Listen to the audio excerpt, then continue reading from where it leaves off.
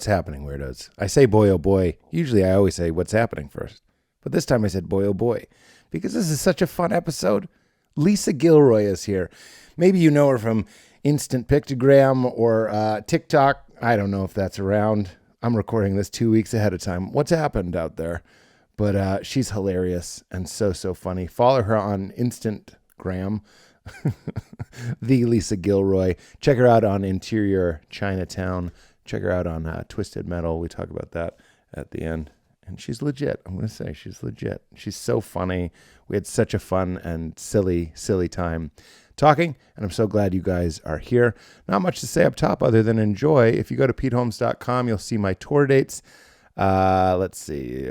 Phoenix, Arizona, LA. I got another show. We did a show just this past week at Largo, and it was so emotional with everything that's going on to do a fundraiser and to have people show up. Zach Galifianakis came out and did a set, and the Sklar brothers. It was just an amazing show. Nick Thune. Now I want to mention everybody. Mo Welch. It was such a fun show, and the crowd was just there for it. It was emotional. It was a really overwhelmingly positive experience and a beautiful experience, and one that I won't forget. So we do that show monthly. So on PeteHolmes.com, you'll see the tickets. The next one's February 15. Then Vancouver, we just added a second show. Thank you to Canadian Weirdos coming out. Austin, Nashville, and Royal Oak, Michigan. All of those are on PeteHolmes.com. Hope to see you out there. Yeah, I'm excited. I'm excited for you guys to hear this one. And if you're in California, hope you're safe. Stay safe. Keep donating. Keep helping. And in the meantime, enjoy this chat with my new friend. I'm going to say it. My new friend, Lisa Gilroy. Get into it. Taste test. Is it? Am I holding this right, or you were like an ice cream cone? You damn improviser! Out there in a black box asking for something that would fit on the stage. I start real hot, real aggressive. So mad at me. Came here with a vendetta. Hated me for years. Well, what? Like you tried to kill me and I got away that time in the parking lot. Oh, whoa! Different riffs, different genres. There's different genres. Different decades. Oh, you said genre with a hard G. Genre. I'm genre. Mm-hmm. Okay, my daughter has a book. It's called Grumpy Monkey. Nepo baby. Well, she would be. She wrote it? Let me guess, it's on the bestseller list? Fucking Nepo babies. That would be so great if my daughter... Well, you said my daughter has a book, as if you were like promoting. No, Barf City. But it's called Nepo Baby. It's only a matter of time. Wow, maybe. How would you feel about that? If you had a baby, would you hook him up? Well, my baby won't be a Nepo baby. Why not? I'll be dead. You'll die in childbirth. I'll be long dead, yes. They'll have like boiled water and you'll be wearing like a white nightgown covered in blood. And sweat. Yeah. Feather bed. Bonnet. Everyone's there for some reason. Cold cloth to my forehead doing nothing. I'm hurtling towards death. It's all they got. For most of human history, if you had a cold towel on your head, you are goner. You're gone. They're literally just doing it to prep you for. It's like, out of ideas. It's basically they're doing your like open casket makeup. They're like, let's get her cleaned up for the open casket. Let's clean her now. Yeah, clean her now. That's dark. If they're like they start putting makeup on you and you're like, you're gonna be dead. No, I'm sick. I don't need makeup. Wait a minute.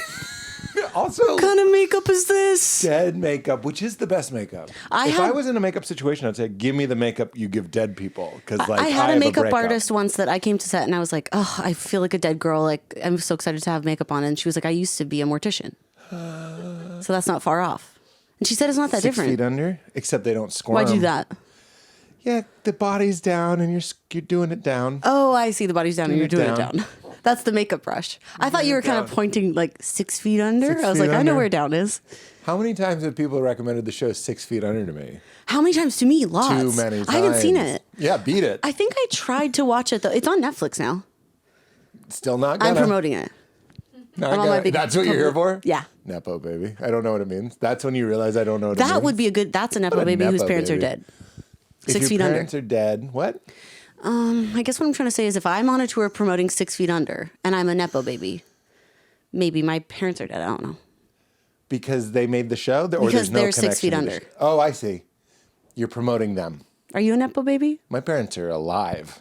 Oh yeah. See, so now we've changed the meaning of Nepo baby to someone whose parents are dead. It's the new meaning. It's not orphan, it's Nepo baby. I'd love to live my life. Never correct me. Let me just believe that it means a nepotism baby, a baby that gets benefits from, like Rob Schneider's child is a Nepo baby. Can you say her name?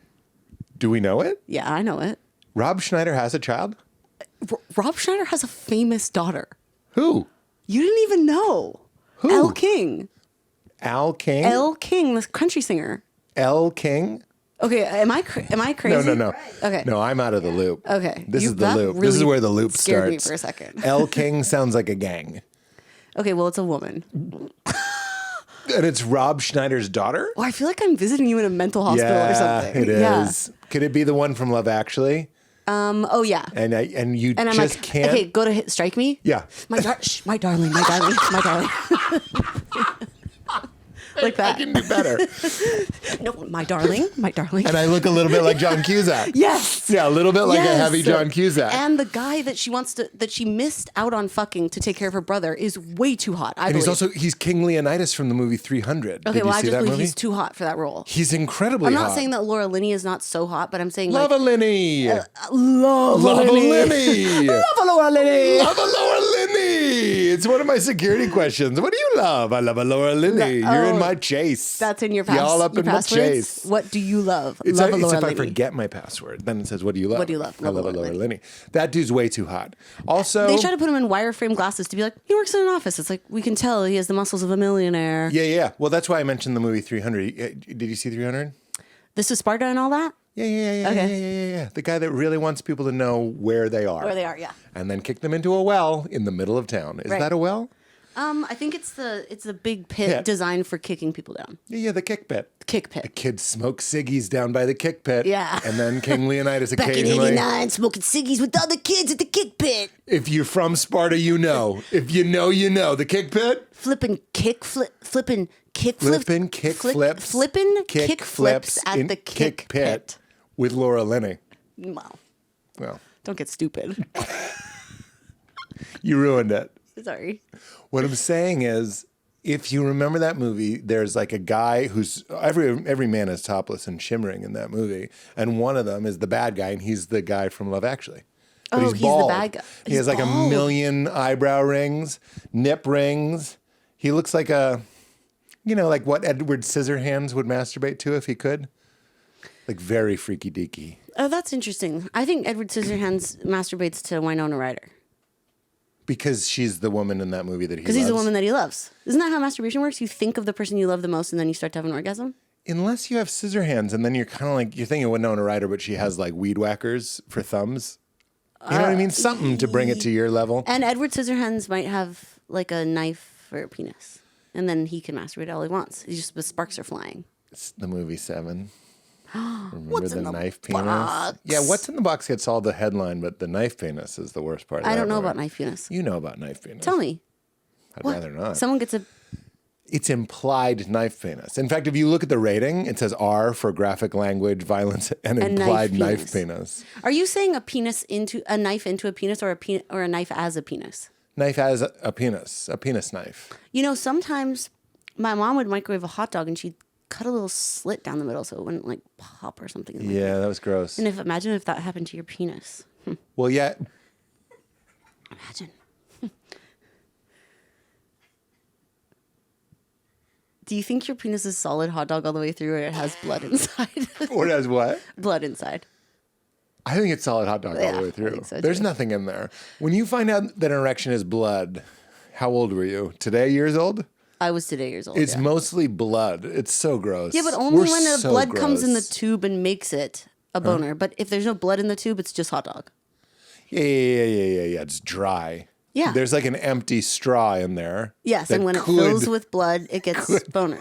And when it's not, it's just hot dog. You could cut a slit down the middle and there would just be hot dog meat inside. Yeah, we're all doing the best we can. Yeah, we are. You know what I mean? Especially guys. What do you mean? Well, they're doing the best they can. They're awesome. With You know- ding dongs? Yeah, men with penises are doing the best they can and I think crushing it. With what they have? Yeah. Like marketing the ding dong? I'm just mean in general, men are awesome. Oh, hot take. Is it? Yeah. I mean, I don't feel persecuted, but I feel like a lot of comedians are up there going, hard to be a man. You don't ever think it's hard to be a man? Me? Yeah. I moonwalked here. I know. People kept handing me babies and puppies and coupons to Bed Bath & When Beyond. I saw you first out on the street and we had parked next to each other, Yeah. you were holding a jar. And now I kind of need to know what was in the jar. Oh, it was Alpha Brain. That's pretty. Men are being persecuted. Alpha Brain? Well, it's just this. It's the name. It's like it vitamin? sounds tough, is what I mean. Alpha Brain on it. See, as an improviser, fan heavy, research light over here. Okay, me too. We told you good. We told you we were going to start at 4:15. You know what I was going to do in those 15?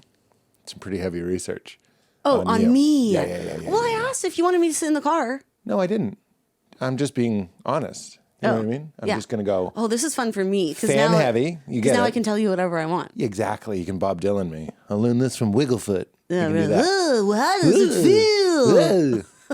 Whoa, that's Yeah. Bob Dylan. Whoa, how does it feel? I know you do a great Bob Dylan. Yeah. Yeah. I also do a great Neil Young. No. Come on, everybody. He sounds like He's like, he just finished having a good cry. keep me searching for a heart of gold. Wow. And I'm getting old. And I'm getting old. I can be the guitar too. On a horse with no name. Is that right? Yeah, that was good. Do you want to hear a bit? Sure. Jim Henson sounds like Kermit the Frog. Have you ever heard Jim Henson? Such a good bit. Yeah. It's a great bit. It's a great premise. No, that's just the setup. You want to hear a bit? No, that's the setup. Dolly Parton sounds like Miss Piggy. She does. She doesn't. Does she? I was ready to go with it. Anyways, what was your bit? Jim Henson sounds Well, like... he's also running a business with Frank Oz, who sounds like Miss Piggy. Have you ever heard these people talk? Dr. Oz? Frank Oz. I don't know who Frank Oz is. Franklin Oz? What have you got it now? Oh, Franklin Oz. Frank Oz was the voice of Miss Piggy. You don't need to know Frank Oz, but Oh, here okay. you are knowing who Rob Schneider's daughter is. Yeah. I'm over here knowing who Frank Oz is. It's just and different that's strokes. That's just the That's divide. just different. Yeah. It's just different. Yeah. Do you talk about how old you are? Do I talk about it? Yeah, do you admit it? Oh, of course. How old are you? 46. You are not. How old are you? Are you really? Yeah. No. See, really? I say that because it's like, just makes me feel so good. And people go, what? Are you 46? No, I'm not. Are you 46? I'm 45. Oh, when are you turning How old are you? 46? When they start putting the wet towel on my head. And you're in your little nightgown soaked with blood? And here's the rest of the riff. Everyone's there. You're dying during childbirth, and there are so many men with big black hats in the room. Who else was going to save me? No, Not they're gonna not be a there to woman with a save big you. They're black there to hat. just watch the ghost leave. They want to watch you give up the ghost. Is that what they want? Or they want the baby. For what? There was a lot of baby like misplacing, switch them Snatching. up, snatch 'ems. You A don't want to baby get was like a Bitcoin in the old days. a baby like a Bitcoin. I got a baby like a Bitcoin in the old days. That's like a And line you say kick before flip you by start. the tar pits and the kick pits. I used to flip, Kick flicks. I used to flip kick flips in by the kick pit. Okay, wait. What's your Kermit bit? Oh, just how do you run a business and you sound like Kermit? You're like, we got to get these numbers up. Oh, so That's your very bit funny. is that Jim Henson sounds like him. But he couldn't have been chill all the time. He ran a multi-million-dollar He doesn't sound like him, though. He does. He does? Why are you saying he doesn't if you don't know? Because I just assumed he's and like Frank any Oz voice. is like, come on, we got to do it. Like he does. He does? Just watch the doc. The riff came from the doc. Oh, that's and crazy. he's like, hi-ya. And he's like, come on, Frank, we got a deadline. More ideas. Get them on the board. That's kind of like a very like rough, kind of like sexy Kermit. Well, that's Come how on, we got a deadline. That's who Jim Henson is. He talked dirty too. He's like, you like, you like that with his wife? Sure. They have It a was nasty. the 70s. They have a nasty puppet show in LA. Did you know that? Here's what I'm going to tell you about puppets, Lise. They're not real. What? They're not real. They're so funny to everyone that's doing them. Like, But not to us. It's like improv. oh my God, self-burn. Well, it is. I will say that there is a You're corollary. gonna catch me watching improv. Are you out of your mind? That is so I'll never funny. watch it. It's so funny. You're so funny. Do you ever watch stand up? No, except to get real riled up to And be steal like, jokes. let me go and steal jokes. Yeah. I'm up there stealing from Rob Schneider. I'm up there stealing from Elle King. She has a song, you know. She goes, X's and O's, they haunt me. Oh, yeah, yeah. That's her. I thought that was Missy Elliott. That's look a thing down, look at my burr set. Burr set in the Michelin woman outfit. Yeah, exactly. I have You got that. a big, let me work it, and I know how hard I'm gonna. How old are you really? 35. But now I don't know. Are you almost famousing me? And then I go, see, the truth sounds different. And then you go, I'm 18. Is almost famous about a improviser who pretends she's 35. That's hilarious. Is it? Have you seen it? Yeah, I know that Kate Hudson's in it. You don't have to see it. Yeah, I saw it, and Zooey Deschanel's in it. Is she? Yeah, talk about someone else who sounds like Kermit. No, that's Miss That's Miss Piggy. Piggy. Oh, She's like, yeah. she's kind of like, well, Zooey Deschanel. Like, it is a little Kermit-y, isn't it? I'm today years old when I found out blood makes an erection. Like, I didn't know. Yeah, she's kind of. Yeah, I don't she know could if we be can. a little like Kermit. Adorkable. Yeah, adorkable. Oops, I'm adorkable. Yeah. We needed that when Yeah, that we showed did. up. I know. We Remember when really... Zoe was on a bus and it said adorkable and we were all like, they did it. Did they put it on a bus? Yeah, I don't think I was living in America when that would have happened, so I probably never saw the No bus. buses in Toronto. Some research. I'm from Edmonton. No research. Mimbiton. Mimbiton is a type of coat. You're from Toronto. Mimbiton? Edmonton. Edmonton. I lived in Toronto for a couple years before I moved out here, though. Hey. Where'd you come from? Hell?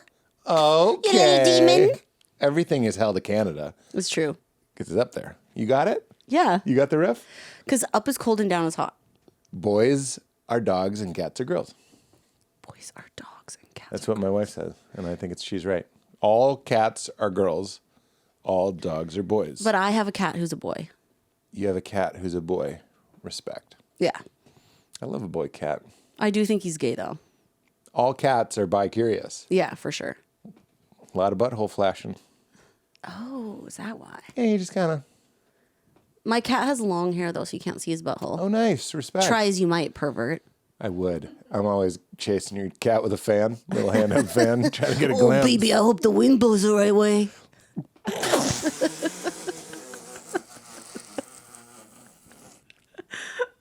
I'm so horny for cats. I'm like, ooh, I know. let the wind blow the right way. What's wrong? What's up with that? Like, do you think there's people out here, predators, who are Into into cats? animals, and we're like, they should be on a list, right? Well, What? are they fucking the animals? Yeah. Oh, okay. If they yeah, can yeah, get yeah, them. yeah, yeah. If they can, you see, Well- you're at the dog park and there's somebody watching. There's a good chase to it. Yeah, that's true. I'm not saying it's right. But there's got to be people. I know this is like, maybe this is too dark, but Is it? if you're at a People dog that park, are- there's got to be some sort of pervert there. Oh, yeah, People have seen like, oh, can I pet your dog? And then they go like, doo-doo-doo, like touching. The ding? Yeah. So many don't have the ding. So many don't have the ding. Yeah, so many dogs were spayed and neutered. Bob Barker. They, Price is right. Bitch. Peter, Yeah. do you think that Once you once you take the ding, and no, you think the ding's going away that, in the they still operation? have the wiener. Yeah, But that's they what don't I'm have saying. the balls. I'm only talking about the ding. What But- would be if I say the But I'm just saying, ding? if If I you're say really- someone's going to touch your ding, do you think they're going to touch your dick or your balls? Well, you Don't say kinda balls. sign Ding in. doesn't mean you know balls. those buildings in New York where you have to sign in the lobby? That's what the balls is. Just say hello to the balls and then you go to the ding. Okay, but if I say someone touched my dog's ding, Yeah, I didn't you're mean- really going to say, but I thought your dog got its balls It's removed. short for dog. I mean, you got it. I like what you're doing. I'm saying balls aren't ding. I'm with you. Dogs are smush. I mean, balls are smush. Then why did you say that? Riff gone wrong. It's like someone has to hold this guy accountable. I mean, You this think you is can going just on our sit in new your- compilation tape, Riff's Gone Wrong. In my Riff's gone wrong. Volume 4. Snoop Dogg's hosting. What's up, what's up, what's up? I can't do it. Oh, I thought you thought I sounded like Snoop Dogg when I said No. that. Remember when you did Zoe Deschanel perfectly? Well, I don't know. Riff's gone wrong. Very good. Are you really 35? Yes. I guess I don't really care. Well, it sounds like you do. A little bit. Just for context. What kind of riffs are you gonna- Capable of. Yeah. Yeah. What refs are you going to get? Would you get the ref to the movie The Ref, Dennis Leary? No. Me neither. I didn't get it. We'll try again. Would you get the reference? Well, now I'm just thinking Voldemort. Everyone gets that one. Of course. Of course. So where were we? Oh, yeah, perverts that touch dogs. Thank you. So do you think they're out there? Like, why hasn't there been a report, like people being, oh, at the dog park, this guy, here's his face, put him on a poster. Well, in the same way that a guy lingers at a playground, you get him out of there. You can go to a dog park alone and just kind of watch, and nobody's going to have an issue with that. Is that kind of what we're having an issue with? Yeah, I'm not having an issue with them watching because I like to watch dogs. And then they pet, but then they get the ding? Yeah. Like, there must be people out there that do that, like psychos. Yeah. Yeah. You don't seem to be bothered by it. I am bothered by it. This is how I get bothered. Oh. I'm like, yeah, I'm thinking about it. It's fucked up. But I have noticed, like, when I take my cat to the vet, they stuck something up his butt, and he didn't even seem to care. The thermometer. Yeah. Yeah. Cold glass. He was just kind of like, well, wow. He was just like, wow. That's He didn't like, even, wow. what are you gonna do? Wow. Garfield comic strips are so bad. Have you read one recently? You know why he hates Mondays? Tell me. John goes back to work. He loves John. And he loves John. He loves John. He loves John. This is going to break the internet. Yeah. You think I didn't get it from the internet? Wait, It's is that already from on the there. internet? It's already on there? Yeah, I saw like a meme that was like, you want to hear something sad? Garfield hates Mondays because that's when John goes to work. And it broke my little heart. Because he doesn't have to work. What, John? Garfield. Because he's a Nepo baby? No, Garfield is a Nepo dada to his baby son, Garfield, who's like Maybe a it's like the billion-dollar- Dakota Johnson model where they're all kind of famous. The whole fam. Like John's famous for being in the strip, like comic strip. So Garfield's also famous, but also John's dad is John Voight. Oh. That's why he has his namesake. First namesake. And John Voight's dad is, you guessed it, John Legend. John Legend. No, it's not. John Legend's too young. John Voight's dad is Oh, wait. Humberdick Bendercatch. Cumberdick Bendercatch. Oh, wow. Where do you stand on Bunderdick? We should legalize it. Do you like it? Do you like what he's serving Oh, yeah. as a Smog. man? Smog? Smaug. Smaug. Smaug. Smaug. If you're going to be the Smaug. pronunciation police, which you have been a couple Smouge. of times. Smudge. Smudge. Smegma is the name in the book. He's- in the book, oh, Tolkien is called him Smegma. Smegma. They changed it. Peter Jackson changed it to Smaug. He changed the books? Because the desolation of Smegma, actually the biggest change in The Lord of the Rings is they go back and the Shire is like devastated. Yeah, I know, and Sharky's in charge. Sharky's in charge of the Shire. Who dat? Sharky is the name that Saruman is going by. He disguises himself as Sharky, and he's running the Shire. Is this real? Yes. Like you're 35? Don't look to Katie. Google Sharky. She doesn't know Toronto. She doesn't know your coat town. That's very sad. Well, it's not sad because then, and it's, and Wormtail. Sharky? Yeah, he's disguised as Sharky, and Wormtongue is his assistant, and they're running the Shire, and they've taken it over, and they're being like bad guys. They're taking all the Hobbit's weed from them. The love of the halfling's weed. Yes. They're stealing the weed? Yeah, and they're like, they have a kind of like a monopoly on everything going on in the Shire. And then Frodo and the gang come back and they go, hey, you can't do that. But he goes, I'm not going to kill Sharky, who's Saruman, Right. because he doesn't deserve it. And then Wormtongue, I think, ends up killing him. Oh, he's redeemed. Yeah, but I think they both die. So it's good. I think in one of the extended cuts you see Wormtongue kill Saruman. I think that happens in one of the very, very long extended cuts. Really? But not at the Shire. But does he push him off that thing that he gets impaled by that spike? I think so. Wow. And you see that that was his little redemption song. I have to tell you something about that, Peter. You know when Saruman in the movies falls off the tower and he gets impaled by the spike and he's on that wheel and he's going under the water? Yeah. Did you know that they actually fucking had that guy hold his breath and go underwater for a full rotation of the wheel? And they had to do it many times and he was scared. Either him or the stunt double, but they put a real person under that fucking wheel.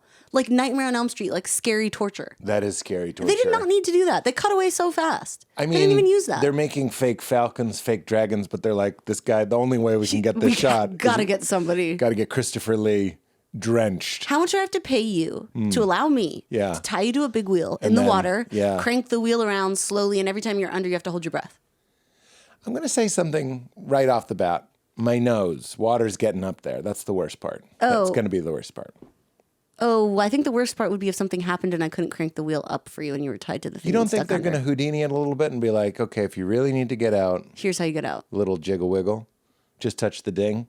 Touch the ding. Touch yeah, but the for ding. you, I'm saying when I do that to you, I'm not. I'm going to be really tied. Yeah. And I have to like put all my faith in the fact that it's going to. Yes, I'm the one cranking it. In fact, and I have low blood sugar, so I might pass out. Well, then no. Please. All right. Name your price. Clink, clink, clink.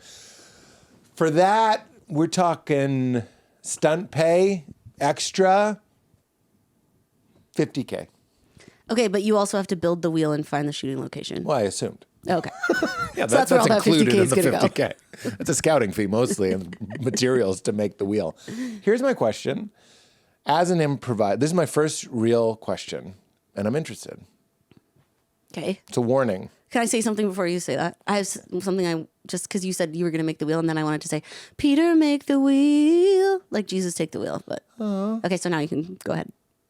Never. Because you know what was going to happen to me? You're going to be asking your question the whole time in my head. I was going, Peter, make the wheel. That's what I wanted to do with you. You want to sing what I sing? Okay. Too many children found their fathers at dawn, and the mother. This is an Irish song. And the mothers are looking at the sky. There you go. And I'll sing what you sing. Too many mothers are hunting for their babies. Never to find them again. Now I'll go, Mother Greystones.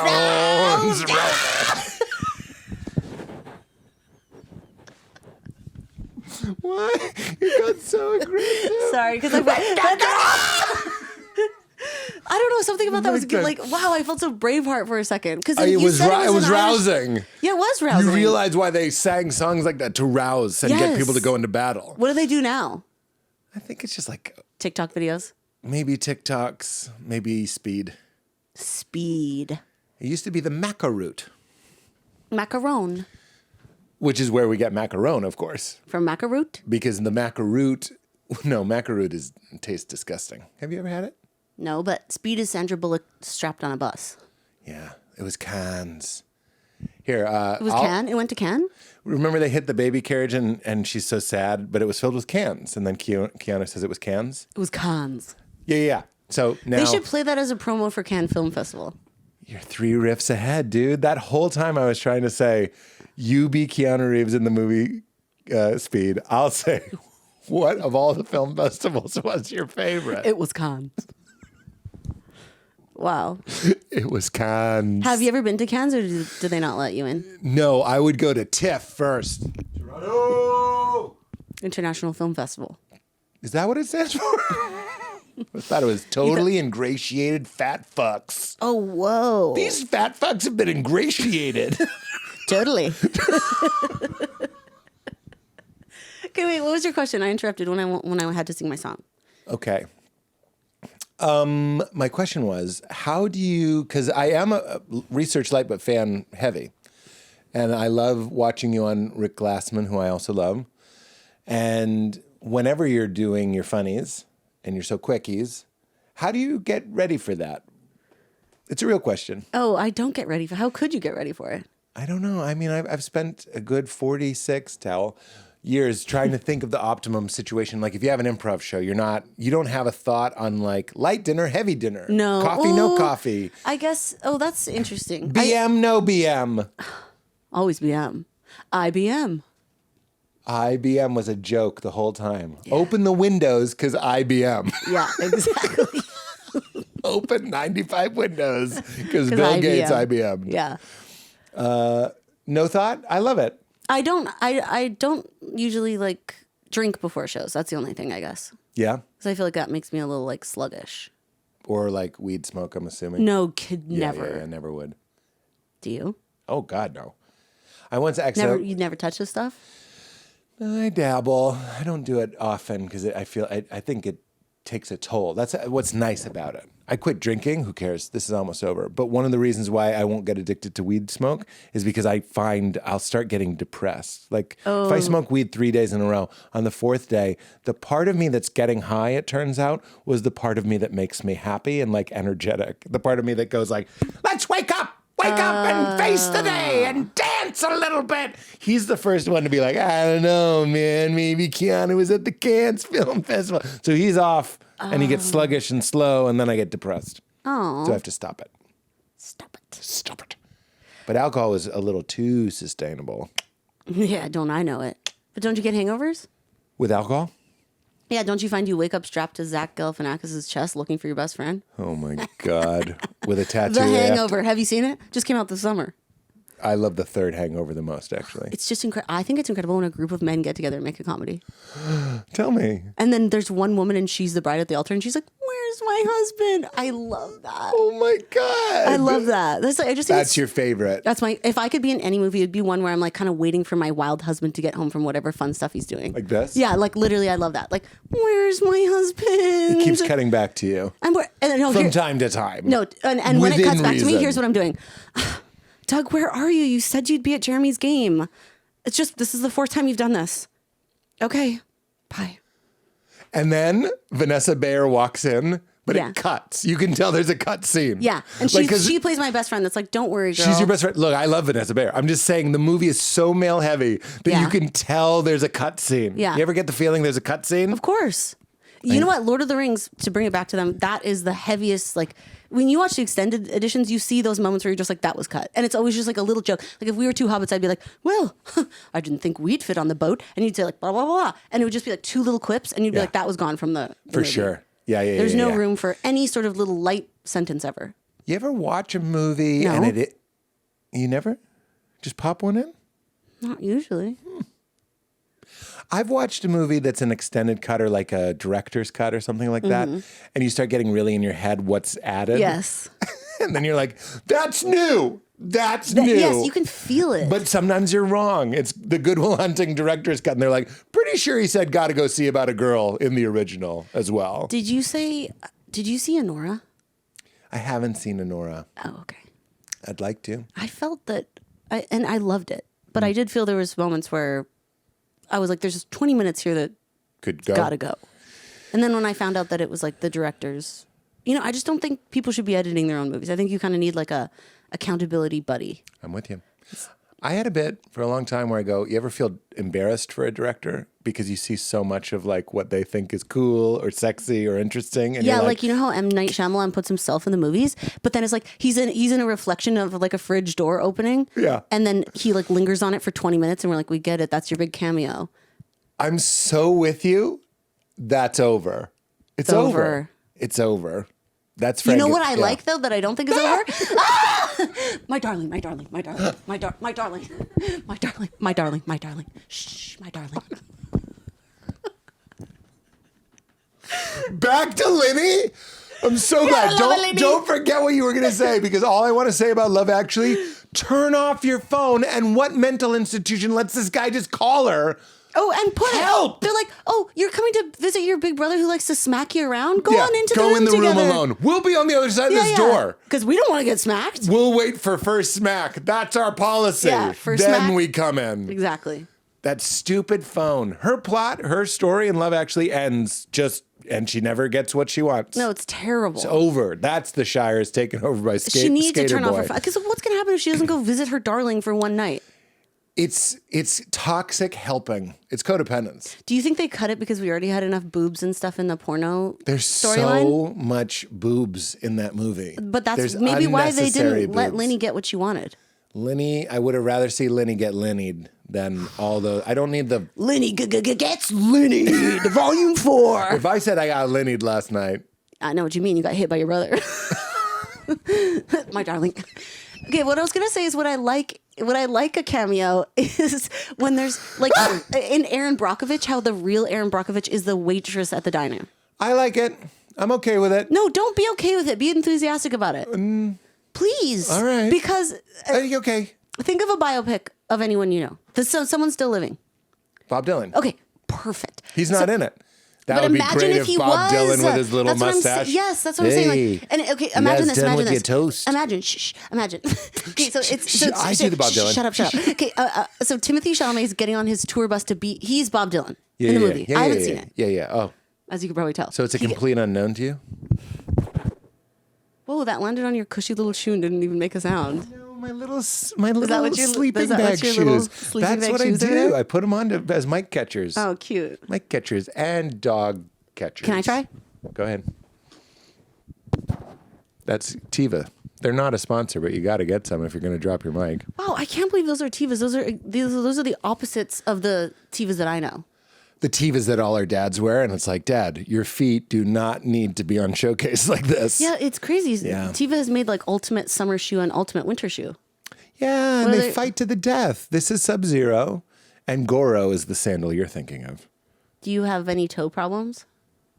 No. Okay, I do. I fucking knew it. I fucking do. Okay. For those Okay, of you so- just listening, she grabbed my toes. So Timothy Chalamet is playing Bob Dylan. He gets on the tour bus, and it's like it pulls up, and the bus driver's wearing sunglasses, and he goes like, he turns and he goes, "How does it feel?" And he lowers his sunglasses, and it's Bob Dylan for just a split second. We can't. Why not? Really? He doesn't have to say, "How does it feel?" He can say, Okay. all aboard" or something. Or he doesn't even have to say anything if you don't want. Okay, okay, maybe he is in it.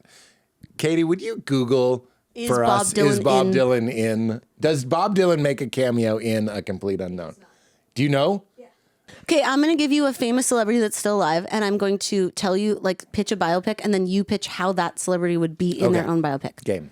Okay, Game. I was also going to say that Bob Dylan's look is is too like specific. the jack in a playing card deck. Like he's trying to be the jack in a playing card deck.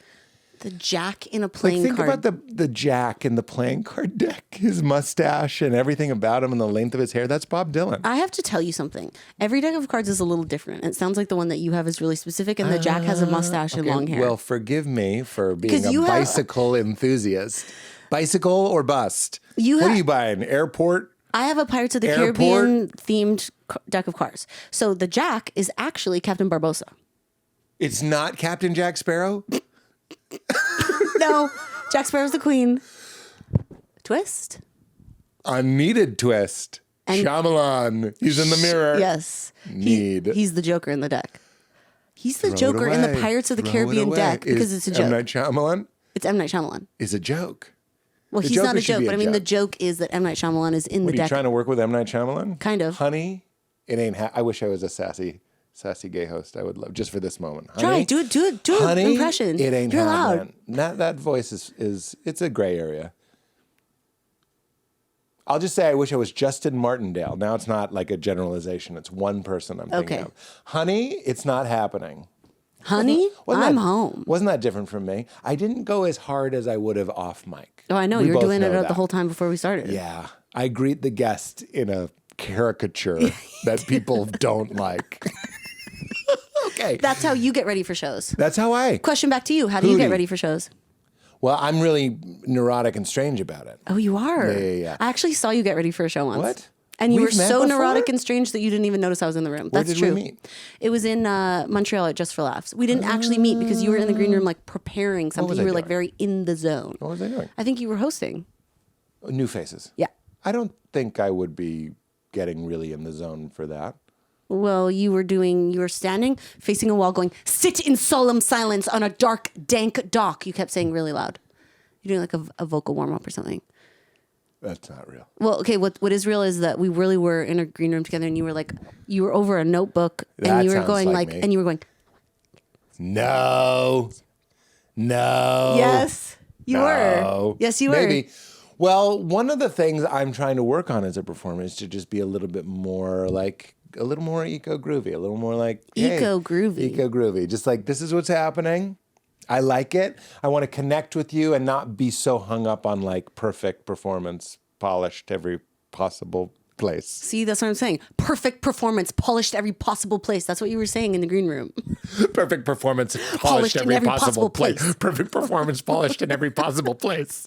White damp cloth. Perfect performance, polished every possible place. He's giving birth to his show. Everyone stand back. It's a new hour.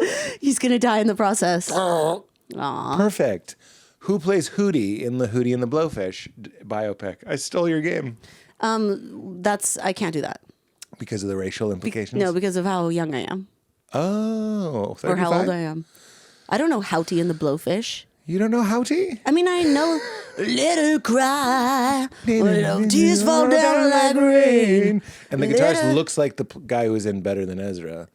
And also the guy that was in, they all look the same. Breakfast at Tiffany's, they all look like that guy. White, V-neck, skinny, curly, blonde hair. Put him up on screen. All three that I just said, because I'm right. Put him, Joe. Put him, Joe. When the tears fall down like rain. Put him, Joe, so they can all feel my pain. And put him, Joe. And if you walk right down on me, and when if the sun comes up tomorrow, put 'em Joe. Put 'em Joe. Do you think Rick Glassman is somewhere and he just feels weird? I think the blood's filling his penis, definitely. He's touching his wanger? His tube is getting filled. He's thinking, he's getting a boner. He's hearing us sing from because he afar. loves you and he loves me, and here we are together. We should do a bad prank on him. You know who I think he sounds like? Who? DC. Dane Cook. I think he sounds like Dane Cook. Oh, I never thought Sounds like about he swallowed that. Dane Cook. So if you're ever looking for a off the cuff, Oh, I never thought of that. it's not a burn. And then one time we're going to call Dane Cook, and Dane did not want to do that. You were on the air. We did like an on-air call, and he was like, "I can't do this right now." It was like really funny. Why I think he was at an airport or something. He's like, "I can't be on your podcast right now." It was really funny. Do you normally call people and surprise them? And I have them didn't on do the it. podcast? Rick Glassman did it. Oh yeah. He loves Who's to do great? that. Love it. Love you, Rick Glassman. LYRG. He does those Inky acronyms. Pinky Punky. Daddy bought a donkey. Donkey died. Daddy cried. Inky Pinky Punky. That's how you can make choices sometimes in your life. But it doesn't always just. If it's 3, it's the one you started on? Well, it's not always 3, is it? Sometimes it's 2. It's not always 3, is it? And I know it's 3, is it? And I know it's 3. Innit? Innit? Make up a new Cockney slang. If you had to pick a new accent for the rest of your life, and if anyone ever said, is that accent fake, you get shot in the back of the head, what would you choose? Like I have to do an authentic one? Yeah, for the rest of your life. Boston. Really? Yeah, it's where I'm from. It is? Yeah. You can't tell because I look real Connecticut, don't I? Do you want a muffin? Don't I look Connecticut? Is that what Connecticut people say? Yeah, they're all want a muffin? Connecticut Muffin Company. They're big. Or Iowa. I look kind of Midwest. You could be British if you were like, I don't know. Oh, you think I'm that kind of British? Yeah. Like that? Like Cockney kind? You're like, Like, I don't know, this bloke was like talking to me and I was like, that's pretty good. Like that? Yeah. We might need a little Duolingo. yeah, we'll do a little. Just a little for both of us. Yeah. But I think when I go home, I do a Boston accent the whole time and no one ever says, are you doing You're doing bit? it as a joke? Yeah. And I've said this on stage before. I go, there's nothing lonelier than the fact that my mom and my dad don't go, are you doing a bit? The whole time. I think I could do that in Canada too. Really? Yeah. Oh, yeah. Toronto's a pretty good one. I don't think A boot? Do you say boot? about sorry tomorrow. Yeah. Yeah. So do your biopic thing. Look at, there are bicycle playing cards right there, by the way. We could get out the Bob Dylans. Oh yeah. That's the only card. That's the official Why card. do you have those on display? I like cards. What's your favorite card game? I like card. Whoa, that's a good question. And do you know a card trick? Well, I love card tricks. Yeah. Magic? Yeah. I don't like doing them. Oh. I know. It's weird. I like practicing them. But you don't like showing them off. Because I get really adrenalized by it. It makes me like shaky and scared. Like I'm not chill about it. So I you like wouldn't doing do it them on with the kids. podcast? I wouldn't really do it on the podcast necessarily. No. After, can you show me one? Yeah, sure. Okay. Yeah. But it's going to make me nervous. That's like fine. when I watch like David Blaine and all those motherfuckers and they're real calm, I'm like, oh my God, what are they doing? They're like, now cut open the orange on your counter and you'll find a card in there. Yeah, but and then And they're half asleep. That's their heart. Whose heart? David Blaine. He's so chill. That's the magic trick. That's like the prestige. You think the trick is that your card is in the But orange? the trick is that you're cloning yourself and drowning yourself in water. Or is he? You ever get lost in some prestige theories online? No, tell me. There's a lot of prestige theories. What could possibly be the theory? They showed us what was happening. But then over Michael Caine's voiceover, he's like, but you don't really see the trick, do you? You don't want to know. No, and but then we they do show see the trick. What you see at the end of The Prestige is a lot of dead bodies and tanks, presumably. Yeah. But you only see one Hugh Jackman. So there's a lot of theories that are like, that's not what was happening. You need to watch it again. Well, you need to tell me think what's again. not. What do you think was happening then? I'm with you. I think it is that, but I'm also a dope. Pete, how could it be anything also, else? that David Bowie isn't Tesla, that the other guy, Smeagol, is Tesla. Oh, Smeagol. That's a fun one. I don't know. You're going to have to click on a link, but then your YouTube is going to just be only Prestige theories. Only. Michael Caine. Michael Caine. Michael He's Caine. saying my cocaine. My cocaine. My cocaine. My cocaine. My cocaine. My cocaine. My cocaine. Whose cocaine is that? My cocaine. Oh, it's Michael And Caine's? Beer can in a British accent. Beer can. Is bacon in a Jamaican. One of my favorites. Bacon and a Jamaican. Bacon. Bacon. Bacon. This episode is brought to us by our friends at Modern Mammals. You probably see me all over the internet talking about Modern Mammals. Why? Because I legit absolutely did a backflip. Well, not legit. I emotionally did a backflip when I discovered them. I just saw it on an ad on Instagram and I tried it. They said they made a shampoo that's like a non-shampoo that washes your hair and kind of leaves it with the texture of like you just got back from a day at the beach, meaning it stays in place, meaning it keeps the natural oils in your hair, meaning you don't have to fill it with products to make it do what you want. Just kind of lays and has that flow like you haven't washed it, but it's clean. Sounded too good to be true, so I tried it. And I absolutely flipped. I tried it. I loved it. I reached out to the company. I said, we got to partner up. And boom, here we are. I can't stop talking about Modern Mammals. My strategy for so long was just don't wash your hair. Made my hair really gross. My wife was like, why is your hair like a grease trap at an Arby's? Because I want it to look good. Well, now I can clean it. It can feel clean. Comb goes right through it. Hand goes right through it. It is clean, but it is not shampooed. Shampoo fries it and dries it, makes it all poofy. Modern Mammals has your hair perfect every single time in about 30 seconds. It's the real deal. People text me all the time. Friends text me all the time. Is it the real deal? I'm like, yes. Over 40,000 guys have switched, and once you try it, you will be hooked for life. They're a small grassroots company, and I am thrilled to be a part of the team. ModernMammals.com/weird. You can get a special combo deal where you get the bottle and the bar. The bar is the plastic-free version. The bottle is more of a traditional shampoo style. Both of them for $44. That's a special price. ModernMammals.com/weird. Give it a try. If you like it 1/10 as much as I do, you're going to shit your pants. We're also brought to us by our friends at Element. Element has replaced my morning cup of coffee because there's something about hydrating, flooding every cell of your body with the optimum ratio of sodium, potassium, and magnesium. These are electrolytes. Flooding into you. Well, the sodium is electrolytes. Flooding into your system and making you feel fantastic. Firing up your brain, firing up your body, helping prevent cramps and muscle aches, and just getting ready to go. I thought I wanted coffee in the morning. Turns out I want hydration. And healthy hydration isn't just water. It's water plus electrolytes. If you grew up in the 90s like me, that usually meant like a flat red soda filled with sugar. They have hydration supplements now. They're filled with so much sugar. It's like sugar is a can of Coke. Element is not like that. It's hydration and no BS. It's sweetened with stevia, so it does have a flavor, or you can get the unflavored kind if you're that way. I like the watermelon salt. It tastes great, so I end up drinking more water anyway, but it has no sugar, no BS, just the magnesium, the sodium, and the potassium that you need to feel fantastic. So go to drinklmnt.com/weird and use promo code weird. You get a free sample pack of every single flavor that they have. So no matter what you order, you will get every single flavor that they have. Try the chocolate salt. I love it. I pour it in my smoothie sometimes. It's fantastic. It's a $14 value. Also, when you're there, try their 16-ounce sparkling cans of Element. It's amazing, and people love them whenever they come by my house. So go to drinklmnt.com/weird. That's drinklmnt, element, lmnt.com/weird. Support your hydration. Support this show. You're going to do Rick Glassman's podcast, which is a tour de force of riffing, and he'll go. Oh, he'll go, and he can't be stopped. When I do it, and Rick knows this, I go, we got 2 hours. I can't go longer than 2 hours. Oh, yeah. Because one time I did it 3 hours and I think I was depressed for a week. Like Also, it had the same effect of smoking a lot of weed. Exactly. Yeah. Well done. You used up all of your. I used all your my joyful. riffs. Yeah. And then I go home and I have no riffs left for my family. Well, wow. It must be such a pity for your wife. Well, and my beautiful daughter. My cocaine. So you don't have any big improv show, Yeah. big groundling show. Yeah. Lorne Michaels is going to be there. You don't have like a meal you go to. You don't go like, let me have my coffee 30 minutes before I go on stage. No, my God. Why would I do that? I drink coffee and coffee's for the morning and not again. Yeah. No coffee before your show. No, why would I do that? No, because the You're show drinking is. a caffeine bubbly. Well, that's because. Not a sponsor. Listen, improv shows are thrilling and fun, and I don't need to be pepped up for them. Because- This, on the other hand, snooze fest. Give me that caffeinated bubbly so I don't fall asleep on Pete's couch. Not a sponsor.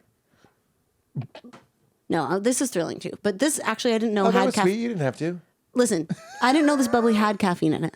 Oh, okay. I was in the mood for a bubbly and I grabbed it out of the fridge and I went, oh, it's caffeinated. And then Katie can attest, I went, I'll go for it. But I didn't really want it to be caffeinated. I understand. So how? Because, you see, you are caffeinating enough for me. I like that. And you're saying improv is caffeinating enough for Yes, you. yes. Like you still enjoy it. Coffee in the afternoons is for like a meeting or a writing session. Something that's kind of a drag. Yeah. I understand. So you have coffee before a show? Before I do stand up, I drink a Magic Mind 50. I mean, I'm a dork. 15 minutes before I go out You drink a Magic Mind? and Alpha Brain. And I usually take 2 Advil to get my body loose. I'm a fucking dork. You're like treating yourself like you're some sort of Olympic athlete. I do. Like Michael Phelps, please. And do you have to get your massage person to come and stretch your ham bones out? Touch my ding. Your balls, of course. Which, as we know, is balls. No, I don't know where I got. I think look, don't let this podcast be about me, but I'm so much of my performance requires me to be in a certain mood. So I was in a bad mood today. My daughter yacked in the bed last night. Oh, God. So I know, it was so sad. She got up at midnight and just yacked on Valerie. And now we're like both kind of covered in yak and there's yak on the ground. I love calling it yak, by the way. It's the funniest one. I told that to her, by the way. Leela is her name. I go, baby, the funniest way to say you barfed is to say I yacked. Just in case you want to tell people that you yacked. And we're moving the sheets, and like she needs to get in the tub because she's sore. All this stuff. So like my sleep got interrupted, and then all day Leela was obviously home from school, and like then the day that I had planned for myself starts slipping away, and that can start not being with my daughter, but that starts making me grumpy. All the things that I wanted to get done go away. And then I know I have this. And then Val had a hair appointment. This is almost over. Had a hair appointment. And then I left at a time. Remember, I texted you or emailed you to be like, I'm going to be late. So I start getting frustrated. It's crazy how many times you promised me this was almost over. This story? Yeah. You said it 3 times already, but it's still not over. What I really mean by that is like, I'm aware this isn't that great. But then don't promise that it's almost over. It's not Yeah, but I over. like a false promise if it makes you feel comfortable. So do you do that in your whole special every like 30 seconds? You go, this is almost over. It's almost over. You know what's a great special title? This is almost over. This is almost over. Is a great Well, because it's special title. a double entendre. Like my career, my life. The world. The world. You went right to the world. Okay, so you were grumpy because, and by the way, I was enjoying the story. I was just being a little shit. No, I loved every second. So you're grumpy before this, but now you don't see grumpy anymore. Because I fucking turned it around. But a lot of With my your life. 2 Advil, your Alpha Gettys, and your Magic Mind. Alpha Gettys, which is the pasta form of Magic Mind and Alpha Brain together. I actually didn't take my Alpha Brain because we just came in quickly. It doesn't matter. But I listened to Yacht Rock on the way down. That's a thing. What's your favorite Yacht Rock song? You just say Apple Play Yacht Rock. Yeah, do you have a song on the playlist that comes up that you like? I mean, what's the one from Boogie Nights? Because it played and I turned it so up where it's like, I woke up morning yesterday. It's the organ. Oh, yeah. Yeah. And I see ding dong, ding ding dong. William H. Macy with the key. Nice. It's Magnolia. You know what I'm talking about? Wow. I don't, but You don't know Magnolia? I know William H. Macy. Okay, then you're close enough. Yeah. But anyway, I'm rocking out That's that a song. really good one. Or Goodbye, baby. Yeah, Fanta. And it's by... Oh, people are yelling Peanut at in their the radios. Sunshine? It's called Peanut in the Sunshine. Yeah. Yeah. But that turned my mood around. But that was... I don't... Look, I'm going to forgive myself. I was just going to say, I don't like this about myself. That's not really true. I've made peace with this. I don't like this about myself.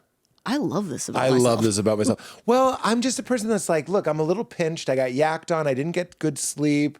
And then all day, nothing I wanted to do got done. So I'm a little upset. Didn't have any coffee. Got a coffee on the way, blah, blah, blah. I'm pinched. I want to be on point for Lisa. And then I have my show after this. And I'm like, I'm going to listen to Yacht Rock. But I don't just like listen to Yacht Rock. And I envy people that just listen to Yacht Rock. Everything that I do is to affect or dissuade a mood, to increase a mood. Or it's all very Data from Star Trek, The Next Generation. Well, you don't think we're all out here doing that? Just doing things to affect our moods? I think some people just like Yacht Rock. Yeah, but that's because they're like, I like this right now. It's going to make me feel happier. You think so? Yeah. Cause and effect? Yes. I know some people that are just like, it's Michael McDonald's fun. Yeah, fun, because maybe you need a little fun. A friend of mine, who I'm thinking of, changed her last name to Green. And I said, why? And she said, I like the color. That's a different kind of person. Okay, yeah. That's the kind of person. I'm friends with this person. She's just putting on the music because it's fun. Do you think Rachel Green and Phoebe Buffay are still friends? And do you think buffet is spelled like buffet? From Friends? Yeah. Rachel Green? Yeah. Was that Rachel's last name on Friends? Nice. Remember her butt on the cover of Rolling Stone? Pervert alert. I just remember seeing it. Her butt on the cover of Rolling Stone? It was like it was rising like the sun. And what was she doing? Her face wasn't on You it? don't remember that cover? No. I thought for sure you were going to go instantly at the height of Her butt. her.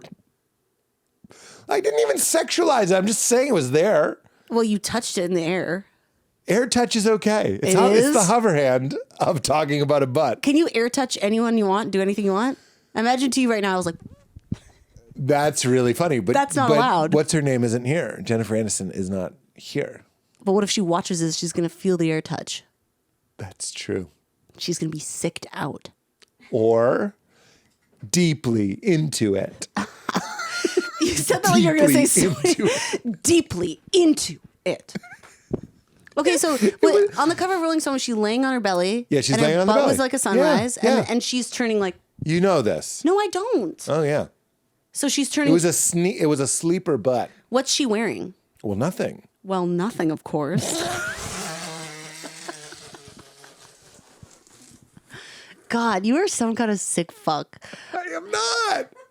She took an erotic or a sexy photograph. I'm just remembering it. Oh, so just because a woman's body is out means it has to be erotic? Yes. Problem alert. No, there are medical photos. There are medical photos. Yeah. There are medical photos. And maybe that was what was on the cover of Rolling Stone. don't She had a think- mole that she needed checked on her butt, and she sent that to her doctor, and the doctor was like, I used to have a bit about this because I had to get my, mole? no. There's sometimes you have to masturbate at a hospital, and it's really hard to look at a pornographic image because it looks like they're like, is this mole okay? Like it looks like they're there for an exam. Why? Just because the porno magazine is in the hospital, you think that they're... And they have They have porno magazines appointments? and it looks like you're looking through a medical catalog. Maybe You're like, you are were, these- babe. Maybe you had a little pamphlet. I think you had a pamphlet for melanoma, and you were jacking to it. Pete, I'm so scared for you. You're so stupid. You don't know how to live. I'm actually worried about you, buddy. So you had a pamphlet for melanoma. I have the skeleton hand. There's Yeah. always a living You're skeleton like, oh, in there. skinny girls. Oh, I love them. man. Love them. Love a skinny. I don't even care if it's a girl. A skeleton's a skeleton. Those that are aroused by skeletons, Can't some be of the helped. most freewheeling people you'll ever You can meet. tell the difference between a girl skeleton and a boy skeleton. Because of the hips. No, because the ribs are bigger. That's what tits are. Tits are not ribs. Yeah, they are, honey. They're big fat How ribs. come you can be a gay man? Because I am. Yeah, they are, honey. They're not big fat ribs. They're milk ducks. How would you know? You never touched a tit in your life. Bag of sand. Exactly. They're not ribs. And a boner's not a bone. It's blood. And hips, I guess, yeah, on a skeleton, and it's littler, or the medical word, I guess, smaller. Do you want to have children? Maybe. Because that's the hips. They're very kind of break on the way out. The hips break. Yeah, like a crab, like eating a crab. Oh my God. You ever eat a lobster? Yeah, the doctor has one of those like lobster crackers, but it's life size. It's got a bib, but it's got a baby on it. Ew, and he's got a little knife and fork and he's licking his chops. The first He's like, thing this you baby's do- about ready to go. You dip the baby in butter. Of course. You squeeze a little lemon on it. Yeah. Cut the umbilical cord deep fried in cuts. It's calamari. That's what calamari is. But you have to turn it into a little loop though. You know what I heard? What? Some calamari is actually pig butthole. I know. Did you hear that on NPR? Yeah. Because they did it. I know. Remember? And no Yeah. one could tell. Yes. Yeah, I don't fuck with calamari. Calamari. I don't fuck with Calamari. Calamari. I was eating some calamari. Stephen Wright. Oh. Too young? That sounded like someone else to me. No, it did. If you had your headphones on. Can I guess who that is? Yeah, He go sounds ahead. like the guy from the radio DJ from Reservoir Dogs. Is that who it is? Yeah, that's the radio DJ from... It really is? That's exactly Okay, who it well, is. that's what it sounded like. Good impression. Well, slam dunk. It was a slam dunk. Ooga chaka, ooga, ooga, ooga chaka, ooga chaka. I can't stop this I feeling. can't stop this yeah. feeling. Yeah. Deep Up inside next from the of sounds me. of the 70s. Up next from the sound of the 70s. Oh, that was good. You should be that guy Who's from your now on. fave impression? Stephen Wright did the show and I didn't. I have to do that impression very quietly, so it's hard to do. Because I'm shy. It's because I I'm have to do it shy. It's quietly not 'cause because I'm it shy. gets ruined if it's louder. It's because I'm shy. Yeah. Tell me, what's your fave? What do you mean, favorite Impression. to do or favorite Yeah, to to hear? do. I have to say, first of all, I want to answer my own question, which was favorite to hear, which is actually Trump. I like hearing Trump impressions. Are you ready? Yeah. I love doing a Trump impression, but after he won, there was a window where it wasn't fun anymore. But it's fun again, and I like it when it's really deep and grovelly. Make the impression fun again. Make it deeper. Sitting here with Lisa Gilroy. She's wonderful, wonderful friend from Ontario. You have to put your little claws like that. When Put you the do little it. claws up, put them up. I have a clause in my contract, gotta have clause. I It's the see. clause, I could clause. listen to it for hours. I Santa don't know Claus, why. the second Santa Claus, Martin Short. He's in it, not very long, short. So He's good. a real pun heavy, Trump. Yeah, yeah. Love a pun. I'm a pun dumpster. Can you do have to actually put your little fingers This like helps. that? Okay, it helps you. Something, but it's not even what he does. He does this. Yeah, yeah. I do this. It's more like Chef Trump. Put in a little Parmesan. Yeah. Sometimes, yeah. Do you think there's a real question? Do you think Trump ever wakes up and he's just like he's just like, I gotta be Trump again. yeah. Yeah, totally. like there's that classic story. Michael Jackson came in a room. He didn't know anyone was in there. And he said he. Yeah, what's weird is he just went, he was still him. No, the story goes that someone was like sitting in a room No. at Neverland Ranch. Lights are off. They're just kind of looking for some alone time. Michael Jackson comes in and they hear him go like, oh, fuck. No like something way. just like that. For real? That's a Neil Brennan fact check. We got to like call Neil because I'm sure he knows who it was who heard that. But it was crazy. like, oh, fuck my face. I'm making it funnier. But you know Trump, every once in a while, I always think of him pulling up his socks and it's like, oh, God. But that sounds exactly like Trump. Oh, God. No, that's still Trump. Oh, God. Yeah, that would be surprising. God. I'm tired. They tried to shoot me. He figured out a very funny way to talk. They tried. They shot me in the ear. Oh, did they? Wow. Do we have consensus on that? If a bullet hit his ear? Yeah, 'Cause well, there people was are like, blood. Yeah. This is the end of the Prestige all over again. All we saw was blood. So you think they shot a gusher at his head and it exploded? Red gusher, beautiful red gusher. They put the juice inside the candy. Beautiful candy. Exactly. Sometimes you eat a shark bite, you're like, I'm thirsty. Gusher says, I got you, babe. Yes, exactly. It's the only hydrating candy. Remember Gator gum? You No. don't. Yeah, that's 80s. Gatorade had a gum called Gator gum. Did it have electrolytes in it? Do you remember it? Gator gum, you chew it while you run. You chew it while you... Oh, that's a wonderful idea. I know. And I did was it like, actually have electrolytes in it? I don't know. Katie? It says it helps quench thirst. Wait, helps present? Helps quench... It should be helped. Well, It's over. It's over. When I'm in office. Oh, he'll be in office when this airs. do you think he'll bring Gator gum back? Gator gum for everybody. Look under your seats. Bernie, take off that winter coat. Bernie's there again. He invites him. Sit like the meme, Bernie. Oh, Bernie. He's abusing his power. We got Bernie sitting like the meme. Made him bring his own folding chair. Can you do Trump? No. Okay. Want me to try? Yeah. What should I say? What's a Trump thing to say? Wonderful friend, good friend, beautiful friend. Wonderful friend, good friend, wonderful friend. Perfect. Thank you. I like that you realized that it wasn't going your way, and then you started singing. That's comedy. Is it? I thought I did an admire okay it. job. That and it was okay. Okay. Thanks. Beautiful friend. Beautiful friend. Beautiful. Beautiful. Beautiful. Beautiful. Beautiful. Beautiful. Why are you so What's good your at that? favorite one to do? That is my My favorite one to do is probably, I don't know, Moaning Myrtle maybe? Moaning what? From Harry Potter. You know the girl that lives in the toilet shop? Oh, I'm Moaning Myrtle. Oh. Nobody likes me. Very good. Do you know her? Jolly good, yeah. She lives in the toilet. She's a bit of a pervert too because she's a ghost, but she's in the men's bathroom, so she do be getting pissed on.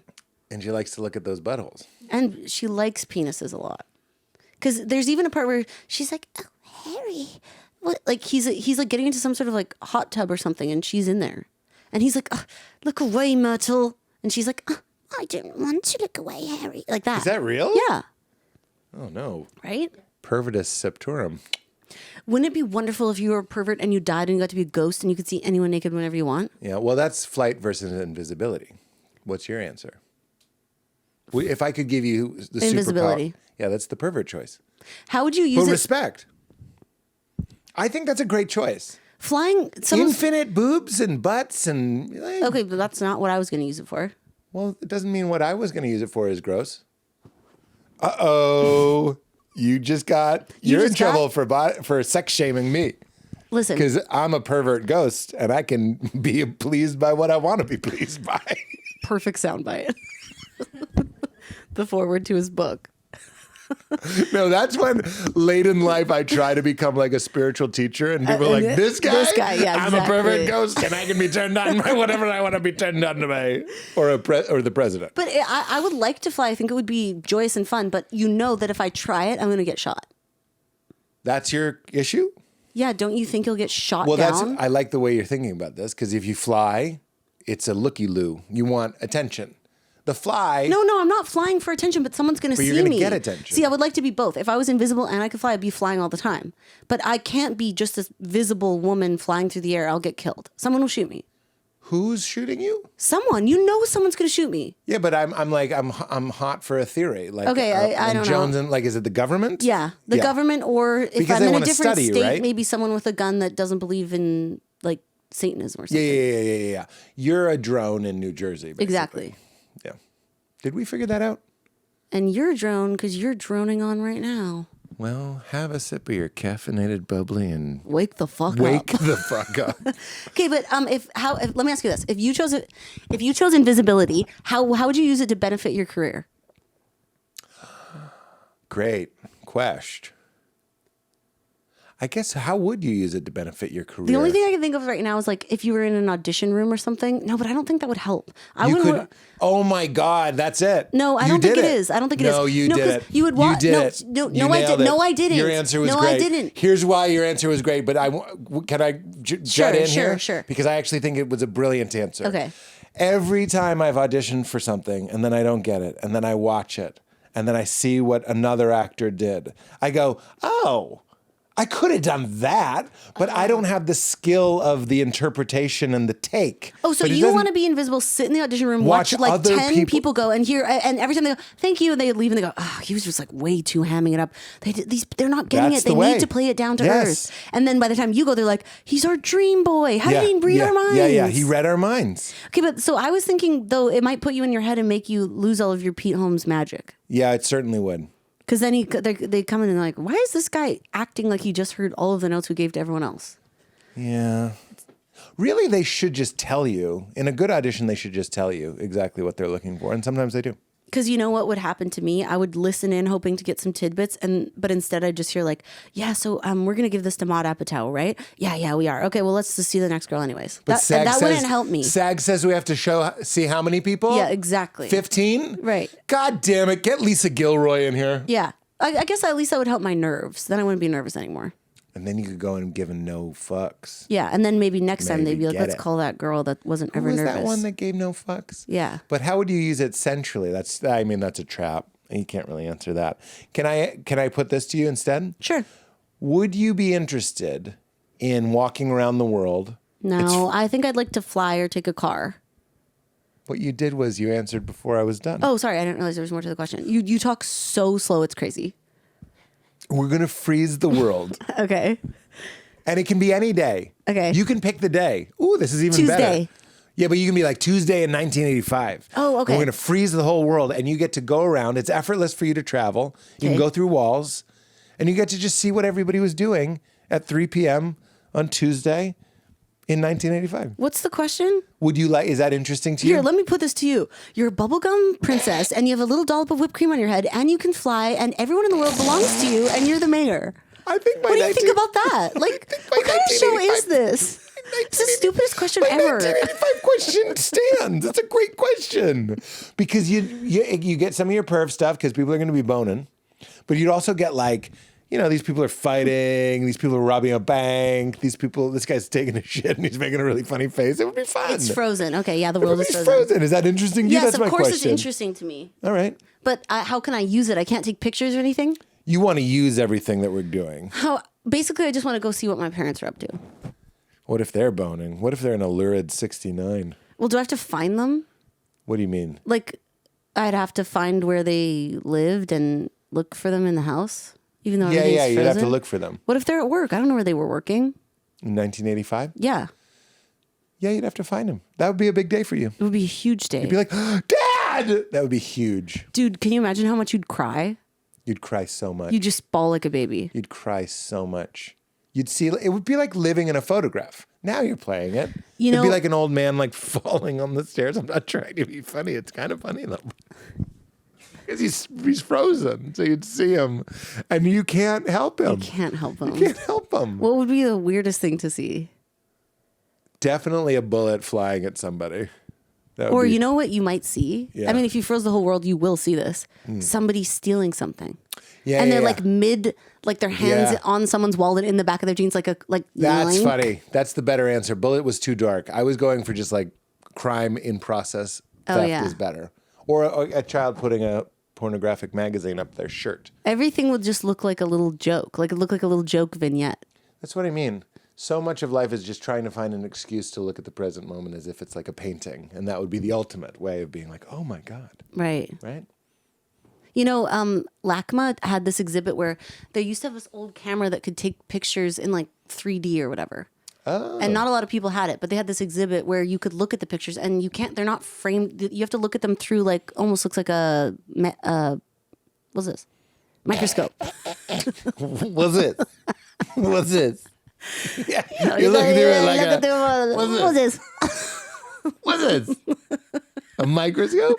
Yeah. Yeah. I Like, know you what have you to- meant though. You're looking for like an eye hole, No, but not eye truly hole. like a microscope. Like, Yeah, but yeah, it's yeah. but it's this way into the wall, and you have to look through like these little goggles, and you look in, and it is like seeing that, a moment frozen in time. They had Really? a picture that I'll never forget. It was like an old man working in his garage that someone just in the family took, and you can see like sparks flying off this thing, and it's like depth, and it is a frozen moment. Oh, that's what they were going for with that Apple Vision Pro, but I don't think it's gonna. You don't think it's going to take off? I think it will in like 10 years when it's a pair of glasses. I had one. I sold it. You had the Vision Pro. I was depressed You in Canada. sold it already. It's only been out for like a year, isn't it? I had it for like 3 months. You're then the I was richest, little, saddest boy in the world. like, just a rich sad boy. Who'd you? No, I was depressed. I was alone in Winnipeg, and I bought it for the thrill. Were you of shooting a buying movie? it. I was. I bought it, and then I got it. And I put it on, and as soon as I put it on, it was amazing. It was amazing. But then I was like, I brought it on an airplane once, and I felt like a jackalope. Oh yeah. But you were sitting in first class. You probably blend right in. That's The pilot's even problem. wearing one of those. The pilot's like watching. He's doing a simulation flight of like flying somewhere else. Through flying flying to Bermuda or something. He's flying, but he's playing a flight simulator Yes. to pass the time. This episode is brought to us by our friends at Apollo Neuro. I was at the Comedy Store last night, and my friend Jamie Lee saw my Apollo Neuro, and she said, "What is that? That looks cool." And I told her, and she bought one with the promo code on the spot. What is the Apollo Neuro? It is a game changer. It is a revolutionary wearable that helps you naturally manage stress. It improves sleep and boosts focus through gentle, scientifically backed vibrations. It basically signals to your nervous system that you are safe, that you are being held. Basically, it's ideal for those seeking a holistic approach to wellness. Apollo Neuro fits seamlessly into any routine. Like I said, it uses these specific vibration frequencies to signal safety to your brain, helping to calm your nervous system and promote relaxation. These silent, soothing sound waves gently calm your nervous system, and by stimulating your sense of touch, Apollo Neuro helps shift your nervous system from fight or flight to rest and digest mode, reducing stress and improving your overall well-being. Control the device through the Apollo Neuro app on your phone, where you can select different vibrations modes tailored for sleep, focus, relaxation, and more. The one that I use it when I'm doing the podcast is called Joy, and I absolutely love it. Calms the nervous system with soothing vibrations, enhances deep and REM sleep for better rest, helps you stay on task and improve concentration, supports quicker physical recovery post-exercise, and it's a natural alternative to traditional stress relief methods. Nothing eaten, nothing in your body, just something on your body. Developed by neuroscientists and supported by clinical research. You can wear it on your wrist or your ankle, and they even have flexible payments. You can get a 0% APR financing with Affirm, which is incredible. So support your body, support your nervous system. You guys know I love my Apollo. Get it on your body now. Go to apolloneuro.com/weird. It'll auto-apply the code WEIRD, and you will get $60 off plus a free sleep band. $60 off and a free sleep band. We're also brought to us by our friends at Shakti Mats. You guys know I am nuts about my Shakti mat. What is a Shakti mat? It is basically lying on a bed of nails. No, I'm not joking. It is thousands of tiny spikes on a mat, a high-quality handmade mat that release muscle tension, boost circulation, and help melt away stress. It's also just a great gift idea for people that are hard to shop for. I'm obsessed. Sure, I love sauna. Sure, I love exercise. Sure, I love massage when I'm feeling tense and stressed out. But I can't always do those things, and I don't always want to shell out the bread for those things. Having a Shakti mat is like having a masseuse that lives in your house. You roll it out, you lay on it, and the stress just melts away. It's also kind of novel and fun in a world that can be a little boring, a little predictable.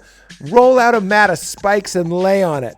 At first, it's like cold exposure therapy. It's a little bit shocking, it's a little bit wild, but every time I use my Shakti mat, I fall asleep because it's deeply relaxing, gets those knots worked out, gets the circulation flowing, and it's like hypnosis. It lulls you into a very melty, dreamy state. It is like deep tissue work on demand. I've tried other acupressure mats. They're nowhere near as high quality as a Shakti mat, and they are handmade in India by people that are paid fairly. So this is a wonderful company. Get deeper sleep, stress relief, muscle relaxation, and better circulation, mental clarity, and just a general sense of well-being whenever you need it with Shakti Mats. Go to shaktimat.com.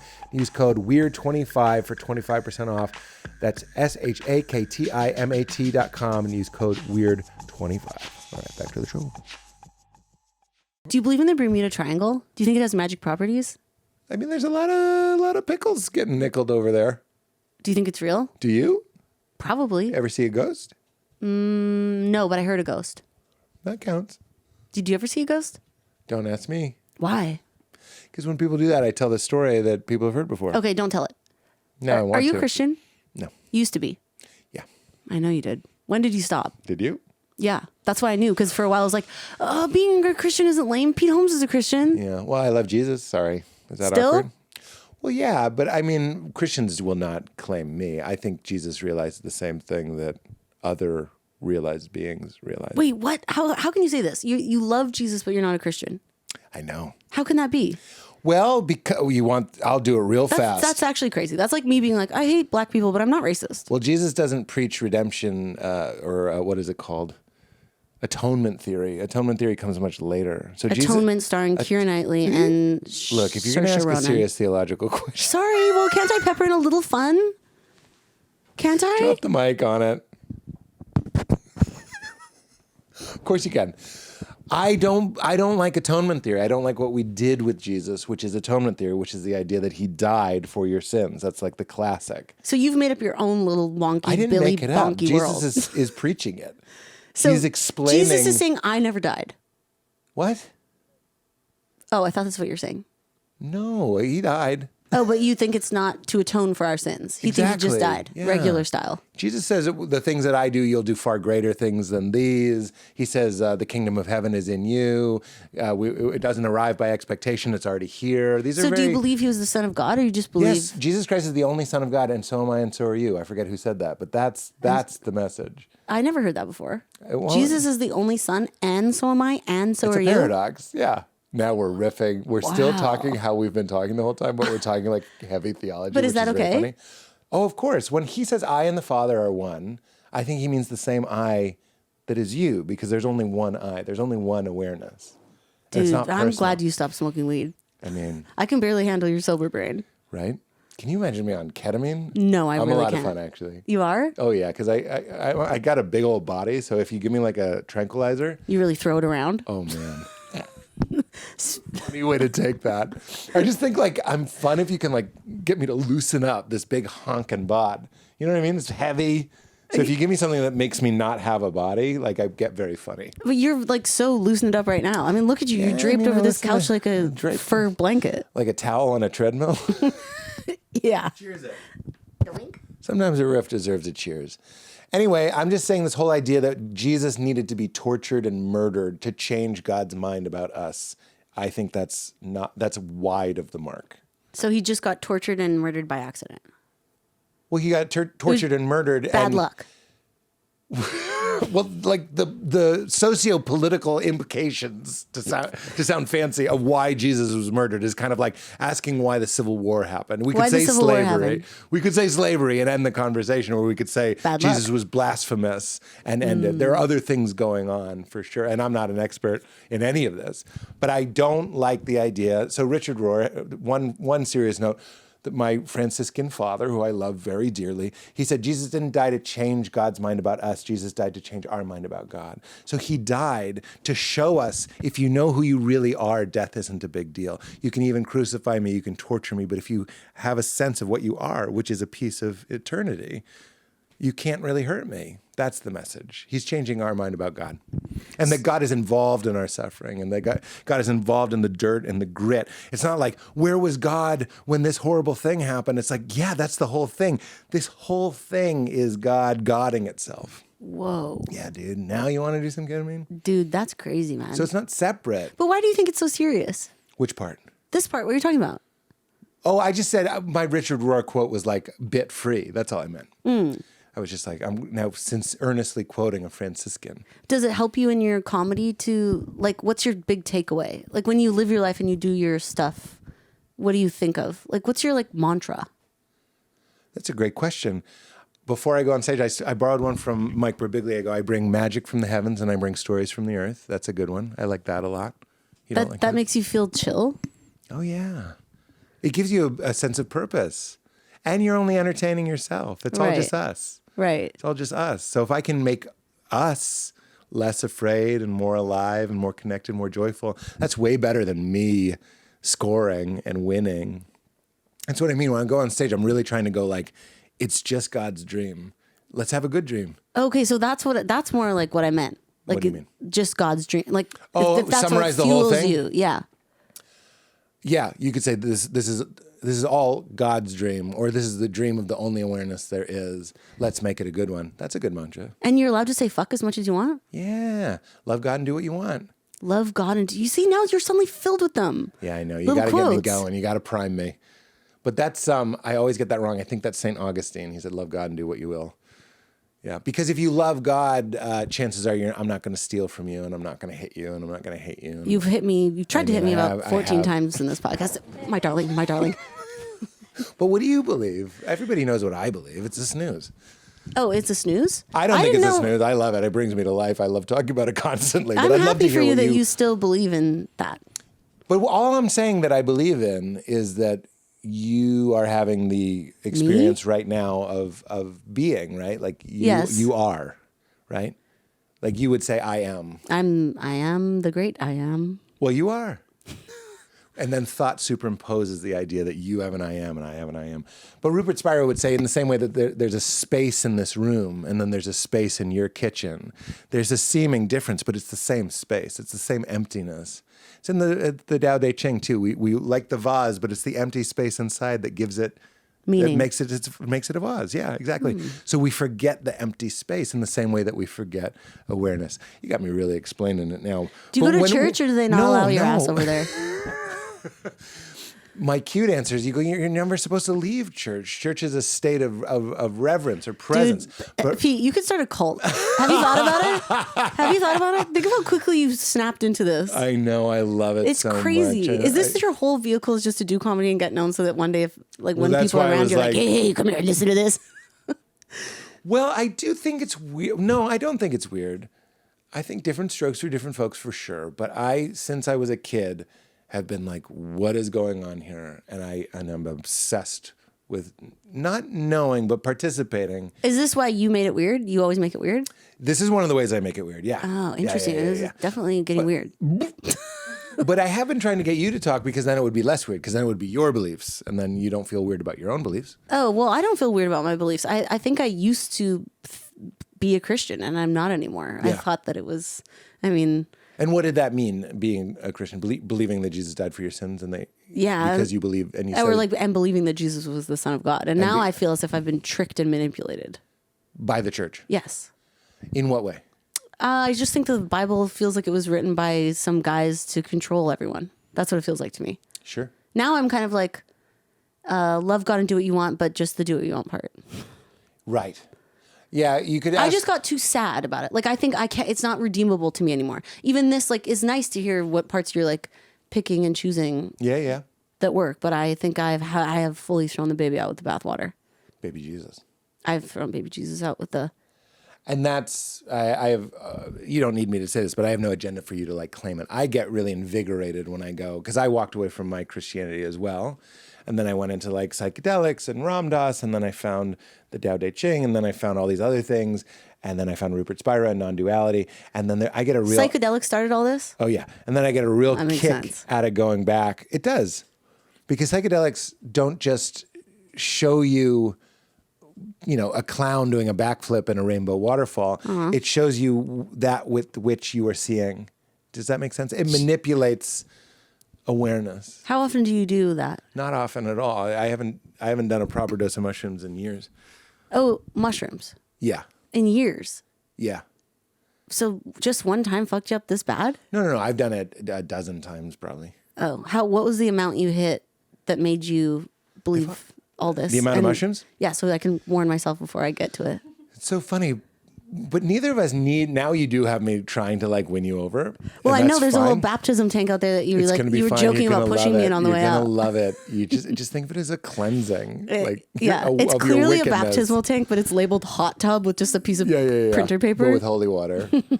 I'm just talking about what's looking out your eyes right now. Like who or what is aware of your experience, Have you listened to the telepathy tapes? Of course. Would that blow your mind?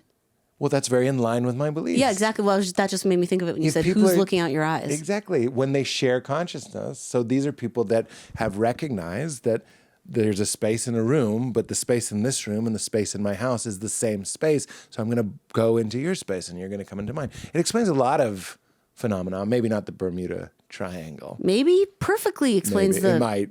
the people went from one space, bopped into another space. Yeah. Especially if time and space and matter don't exist, if it's all just a dream, even weirder things should be happening for sure. Matter don't matter and leave space for space. Want me to make you a little t-shirt? Matter don't Matter and leave space for space. Was this? What's this? What's this? Wait, hey. And you have to look at one of these. What's Hey, this? look at me. What's this? So you were burned. So we're similar in that I was very disillusioned and sort of heartbroken and kind of felt robbed of my right to participate in the big questions of life because the church had taken a big dump in the pool. Do you Robbed feel of that your way? Schneider, even. What's that? Robbed of your Schneider. I was El King.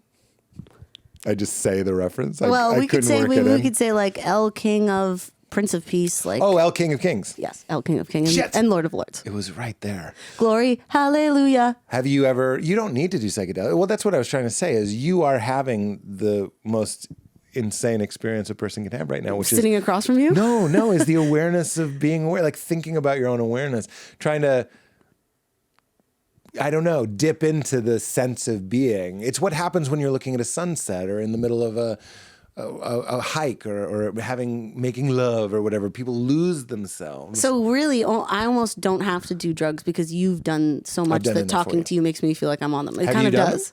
No. Nice. Well, you don't have to by any means. That used to, I might have had that position before that I was like, you got to do psychedelics. Yeah. But you don't. You absolutely don't. All you have to, I would say, just asking, it's enough to ask yourself who or what is aware of my experience, or what do I mean when I say I? Like, what do you mean when you say I? Like there's a sense of continuity in your life. You know what I mean? Like you arrived, but things come and go, right? So feelings come and go. Maybe you're feeling this is kind of weird, shows up, that's weird, that's there. Or the feeling of the couch on your butt, all this stuff. But like what doesn't come and go? That's another holy question. What doesn't come and go? That's My what's- teeth. Well, what do you mean? What? So funny. Well, your teeth weren't always here. You were born without teeth. You don't know me. Ah, cha cha cha! The baby comes out. Somebody stop me! So so you just lost it. When did you lose it? Your faith. Fully around like COVID time. Oh, not that long ago. Not that long ago. But that was like the final nail in the coffin. Final nail on the cross, even. Or the big boulder covering the tomb. Indiana Jones. No, that's Jesus. Indiana Jones. On Indiana the Disney Jesus? ride. What? On the Disney ride, remember when he's outrunning the boulder? Well, that's Something different. from the movie. What's also from the ride? Okay, a lot of people know it from the movie. Well, and a lot of people know it from the ride. Agree to disagree, but we're really getting into the theological debate now. Okay, I think the ride is valid. But like, okay, so yeah, I just thought, and then I was like, whoa, everything just feels like I'm walking on broken glass. walking on broken glass. My darling, Do, my do, darling, do, my do, darling, do, my do, do. darling. That song's not in the movie. That song is not in love, actually, no. Name a song that is. I can't sleep, I can't breathe until you're resting here with me. That's the song that plays after he leaves the apartment when he won't tell her that he loves her, and he does this.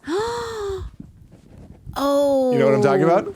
No, oh, that's after the collapse. To Me You Are Perfect. No, it's before. They're in the apartment, they're watching the wedding Oh, that's video, right, and he that's goes, right. And she goes, I look quite pretty.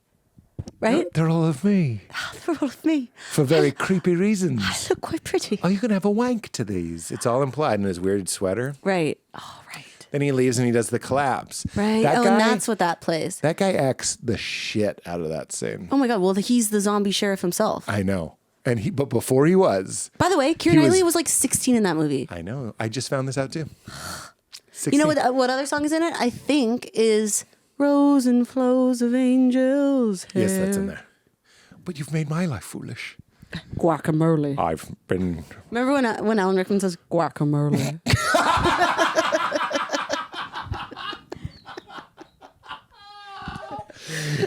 Going somewhere, Mr. Potter.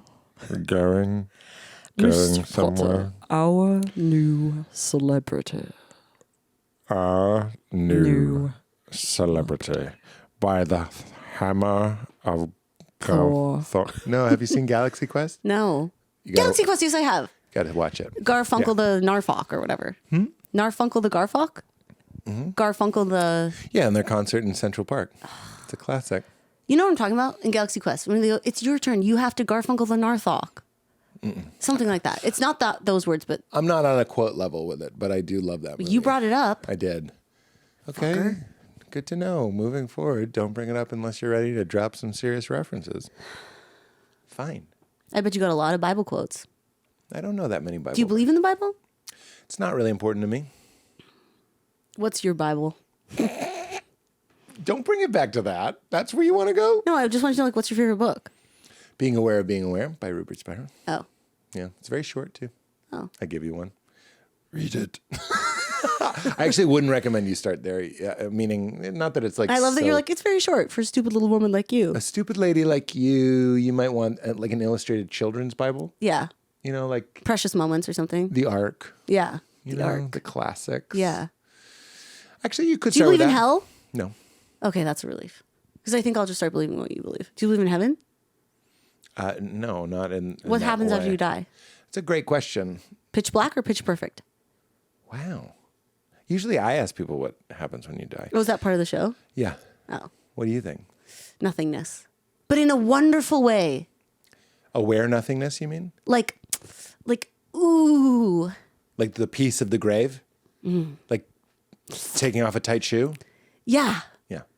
That's what I think. Well, that's what a disembodied being told Ramdas death is like, taking off a tight shoe. Or like sinking into a hot bath at the end of a long day of cold work. I love to have a bath and I love to sing a little song while the tub's filling up because the water's so loud no one can hear me singing. And the echo.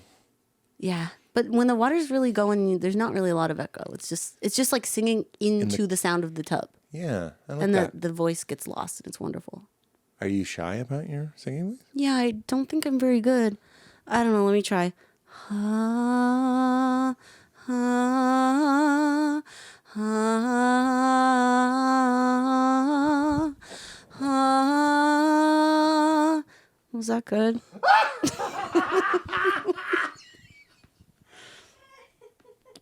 That was so funny. That was the funniest thing that's ever happened. You did the Ariel. Wow, and you pronounced Ariel like the crab does. Ariel. Yeah. That was so funny. You did the Ariel. Ariel. Bacon. Why that crab Jamaican? Is he? Because maybe Andadasi. Yeah.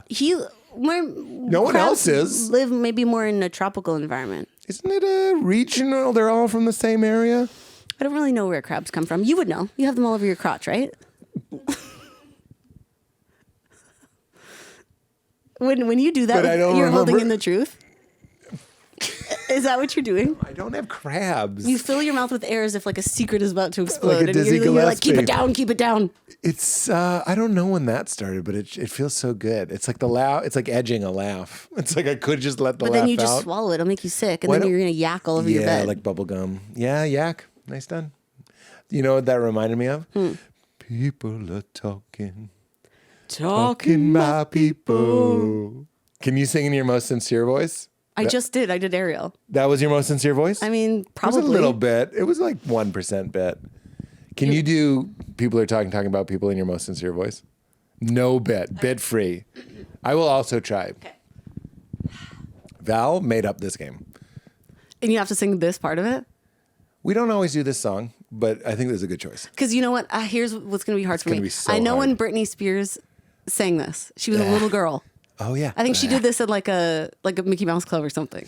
And she was very like, her natural singing voice is very deep. Do you want to do it like that first? Yeah. Okay. Well, because I think that's how I'm going to be. Like, that would be my best way of doing it.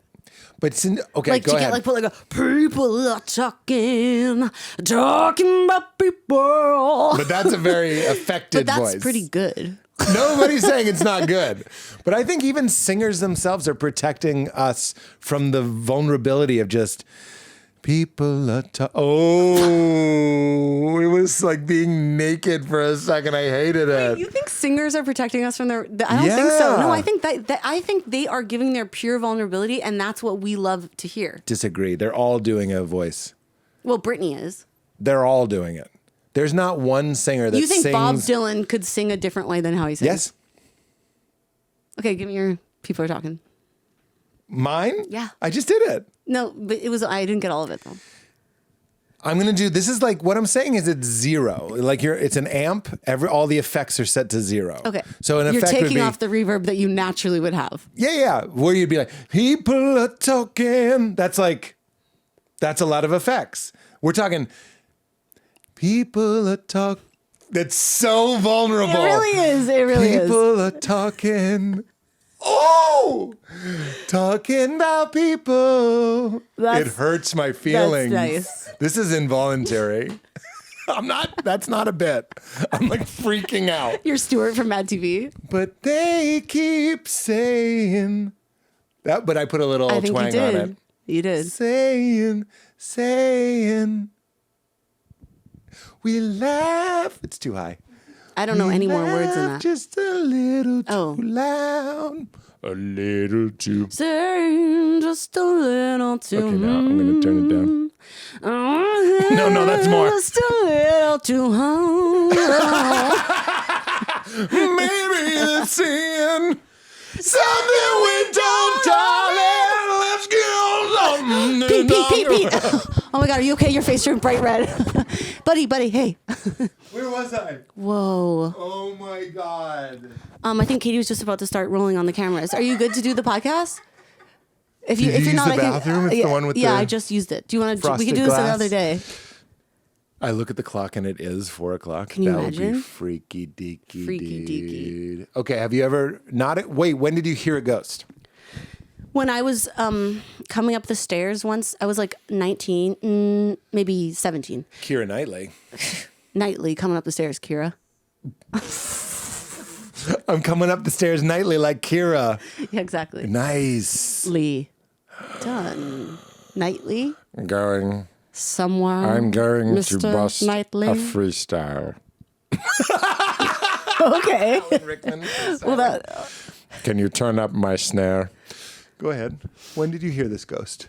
I was a teenager and my sister's 2 years older than me, and we were in the home and our parents were sleeping, and I came back from something like a party or something, and I was coming up the stairs and my sister was upstairs, and I heard literally like na na na na na na na, like a little girl singing.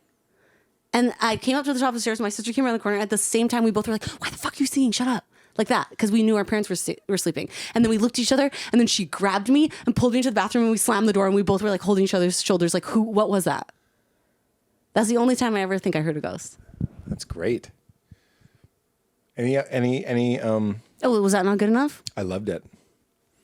Clip it. I can make myself it. sound like I'm possessed by Satan. Do you believe in that? I think that's a lot of like neurological, but what are those? I think those are strange phenomenons. If there's a Jesus, is there a bad guy? No. There's no bad guy to Jesus' good guy? I mean, in the world of duality, as soon as you have light, you have Speaking of. dark. What's up? Yeah, there they are, being friends. So. Well, that's in this world, but that's not ultimate reality. Oh. In the dream, there's bad guys.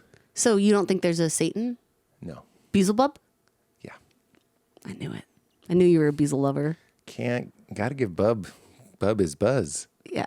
Gotta give the Beelzebub his buzz. This is like, then we end up on Facebook. The videos on Facebook are so bad. It's like, Pete Holmes pledges his allegiance to Satan. Like, they do it as a joke. There's like a head. There's like a guy's head over this is the video, and he's a head, and he's like, they do it right in front of us. Oh, God. Oh, but You know they're what I like mean? the Hollywood elite Yeah. who worship Satan. Right. Yep. I mean, who books that, right? Who books that? Exactly. So I was going to ask, I loved your story. Anything else unexplainable ever happen? Psychic? UFO? Ever almost die? Have you told all of your stories already on the podcast? Why? You want to, which one flared you up? I don't know, because I just feel like they're pointed questions. These are like the go-to fun ones. Yeah. And you're fun. But I just feel like if this was my podcast and I was like, you ever have a time where you slipped on the ice really bad and something maybe happened to your pants? Like, And then I'm would be like, what's your story? Oh, mine? Okay. So let me set the scene. The question, have you ever experienced anything unexplainable, which I didn't really phrase properly, is, I think, a good question if they have an answer to it. But if they don't, it's fine. But like one that comes to mind, and I talk for 45 minutes, is I talked to a psychic once over the phone, and I was dating a woman, and that's what I wanted to talk about. Okay, wow, this story is fucking unbelievable. Wow. La la la la la la. That's the kid. Why are you singing? You're gonna wake up mother. You're gonna wake up mother. Do your Satan sound. Very good. Thanks. Yeah. You want to go? Satan sound? Yeah. Okay, but do it. How about this? Challenge to you. Before the podcast ends at one point, just get possessed in the most realistic way and have it take over you, and I'll see if it felt real. Oh no, but it's kind of scary. If you grew up in the So church, you that's do scary. get scared. Yeah, So you do sure. believe in Satan. No, but Pete does. Well, Pete, okay, I'm going to tell you something that's going to make you feel better, okay? Go ahead. I watched the Ted Bundy documentary, and he's nowhere near as bad as you. No. I meant I watched it, and I got really scared Yes. because I was like, oh, he's like a true monster. Yes. That scared me because I didn't know, I didn't believe in Satan anymore. And then I was Oh, like, I see. oh, well, they locked this guy up and then he broke out of prison and went and raped and murdered a bunch of girls in like the 5 hours he was out. Like he couldn't stop himself. I was like, oh, Right. that's really actually scary to me. Yeah. That is like a monster scary. Yeah. So then I was so scared and then I No, couldn't that's fair. sleep. And then I turned on the lamp and I was like getting all stressed out. And then my husband was like, why are you so scared? And I was like, I'm just so scared. I keep thinking about that Ted Bundy documentary. And then he was like, Lisa, imagine how gratified he would be to know that he's keeping you up at night. And as soon as he said that, I was like, fuck that guy. I'm not scared anymore. That's how I feel like you have to feel about Beazle. But I'm not afraid of Beazle. Pete, you're shaking in your little boots, my man. You just... wait, is this you being possessed? Why are you smiling so I don't much? like it. See, you're scared of him. Don't be scared No, of him. it feels disrespectful to the epileptic community. Okay, well, I wasn't asking you to have a seizure. That's what I perceive. Seizure? I it- hardly know her. Anyways, Kate, what's your supernatural story? Oh, so I'm talking to the psychic again. I didn't even tell her that I wanted to talk about the girlfriend, and the girlfriend's name was Boog. I've told this story before. You don't care. Boog? Boog. I'm supposed to believe that? What do you mean? Boog the Booger Man Bee-Nut? You dated Boog the Booger Man Peanut? There's no way, man. She's way too fucking hot for you. Boog the Booger Man from Rolling Stone fame, Butt in the Air Booger Man? I don't think so. Butt Sunrise? But Sunrise She Booger did an Man? Aniston Butt Sunrise Booger Man. Okay, so your girlfriend's name was Boog. Full Well, I name called her Booger. Boog. Okay. And then I called a What psychic. was her real name? I'm not going to say. Jennifer Aniston. Yeah, okay. It's shampoo for guys, but I bet you could try it. I'd be curious what would happen. Your hair falls out. I have to tell you, these feel wet. The shampoo's seeping out. What do you mean? Like, I feel like it's slowly eating away at the packaging. And you I don't think that's true. use this? That might be like an... You ever put this on your fries? Okay, so That's you were dating That's a Boog. great rev. You meet a guy, instead of Harry has fries, and you're like, I got the shampoo for you. No. Hey, That's not the riff? Cut it out. Okay, so Well, right away, I didn't even tell her. First of all, she had a regular name. I'll just say that. Let's just say her name was Sarah. Okay. I call her Boog, short for Booger. okay. It's because if you go to Disneyland and you get the customized Mickey hats, they won't put Booger on it. Oh, really? Because it's like a naughty word, but they would put Boog. Oh, cute. So So did then you it make it became Boog or Bug? Boog. Oh, I guess that would be Bug. That would be Bug. Okay, Bug. I do call my daughter and my wife Bug sometimes. Anyway, so it says Bug. So that became her nickname. So then, by the way, just in case, I say this every time. This is before Instagram. I never have posted my personal life on Facebook, like just pictures of the Boog hat or like love you Boog, none of that shit. This person also didn't have. I see why you guys broke up. Right? Actually, probably.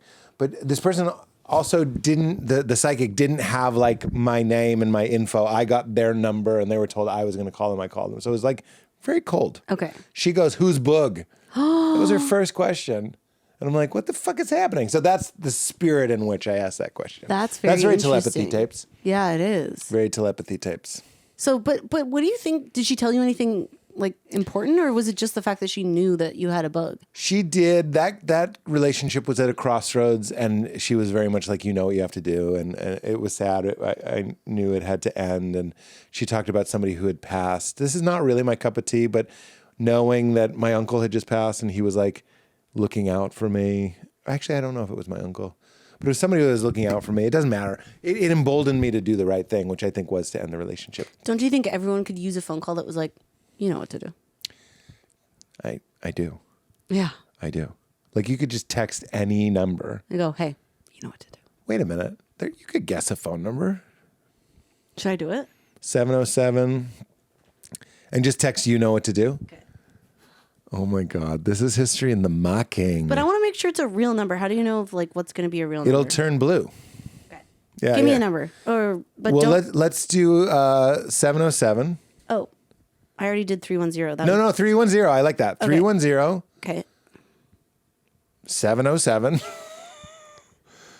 18 I'm not going to do it exactly as you say because Yeah, I'm going to change one digit. 85. Okay.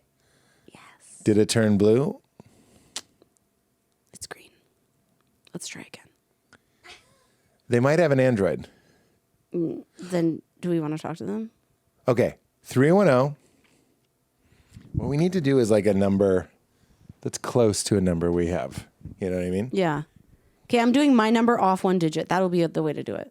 But then they'll think it's spam because Why? it's going to come in. Oh, from such a similar number. Yeah. Okay. 310-344. Ready? No. This is going to work. I did it. I mashed got a my blue own. one? I mashed my own and I got blue. But they're going to think it's a spam because it's too similar to their own number. Pete, who the hell is receiving a text from an unknown number that says you know what to do that isn't spam?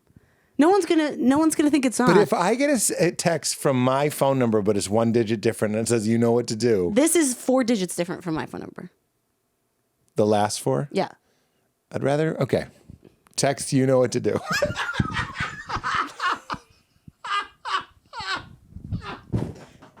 Should I do ... or is that too menacing? No, you know what to do, period, I think. Okay. Oh my God. It is sent. It is sent. All lowercase. Oh my God, I thought you were going to say the dots are appearing. No. Oh no. Please. You know what to do. You know what to do. Wait, what does it say at the top? Does it have my like contact photo and it's like, do you want to add this person? It says share your name and photo. No, not do that. I can't show the camera, but the share button and the X button are so close to each other. I'm not messing with that. I'm enamored that you did this, and we have to check in with this person. If they ever text me back. You know what to do is the funniest text. Yeah, all lowercase, period at the end. This is starting the internet challenge. Make up a phone number, text you know what to do, period. It started here. But we will. The sad thing is, we'll never know how this affected this person because they might not text back. They might just go, I know what to do. Well, that's another one of my supernatural stories. Is the same girlfriend, Boog. I had a Dated your ass? Yeah, that is pretty fucking freaky. Got any other crazy stories about women you dated? Let me guess. One of them let you kiss her? This is getting unbelievable. Am I right, Katie? This is getting unbelievable. What's this? You gotta look in one eye. What's this? Okay, I've told the story a million times, but I had a list of reasons to end the relationship, move on. Like I had a list.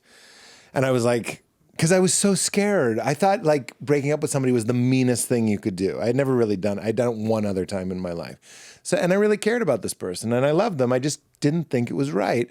So I, like a coward, had a list going in my notes app of why, it wasn't like, she stinks. It was just like, withholding your truth is, another type of aggression. Like that's also cruel, that sort of thing.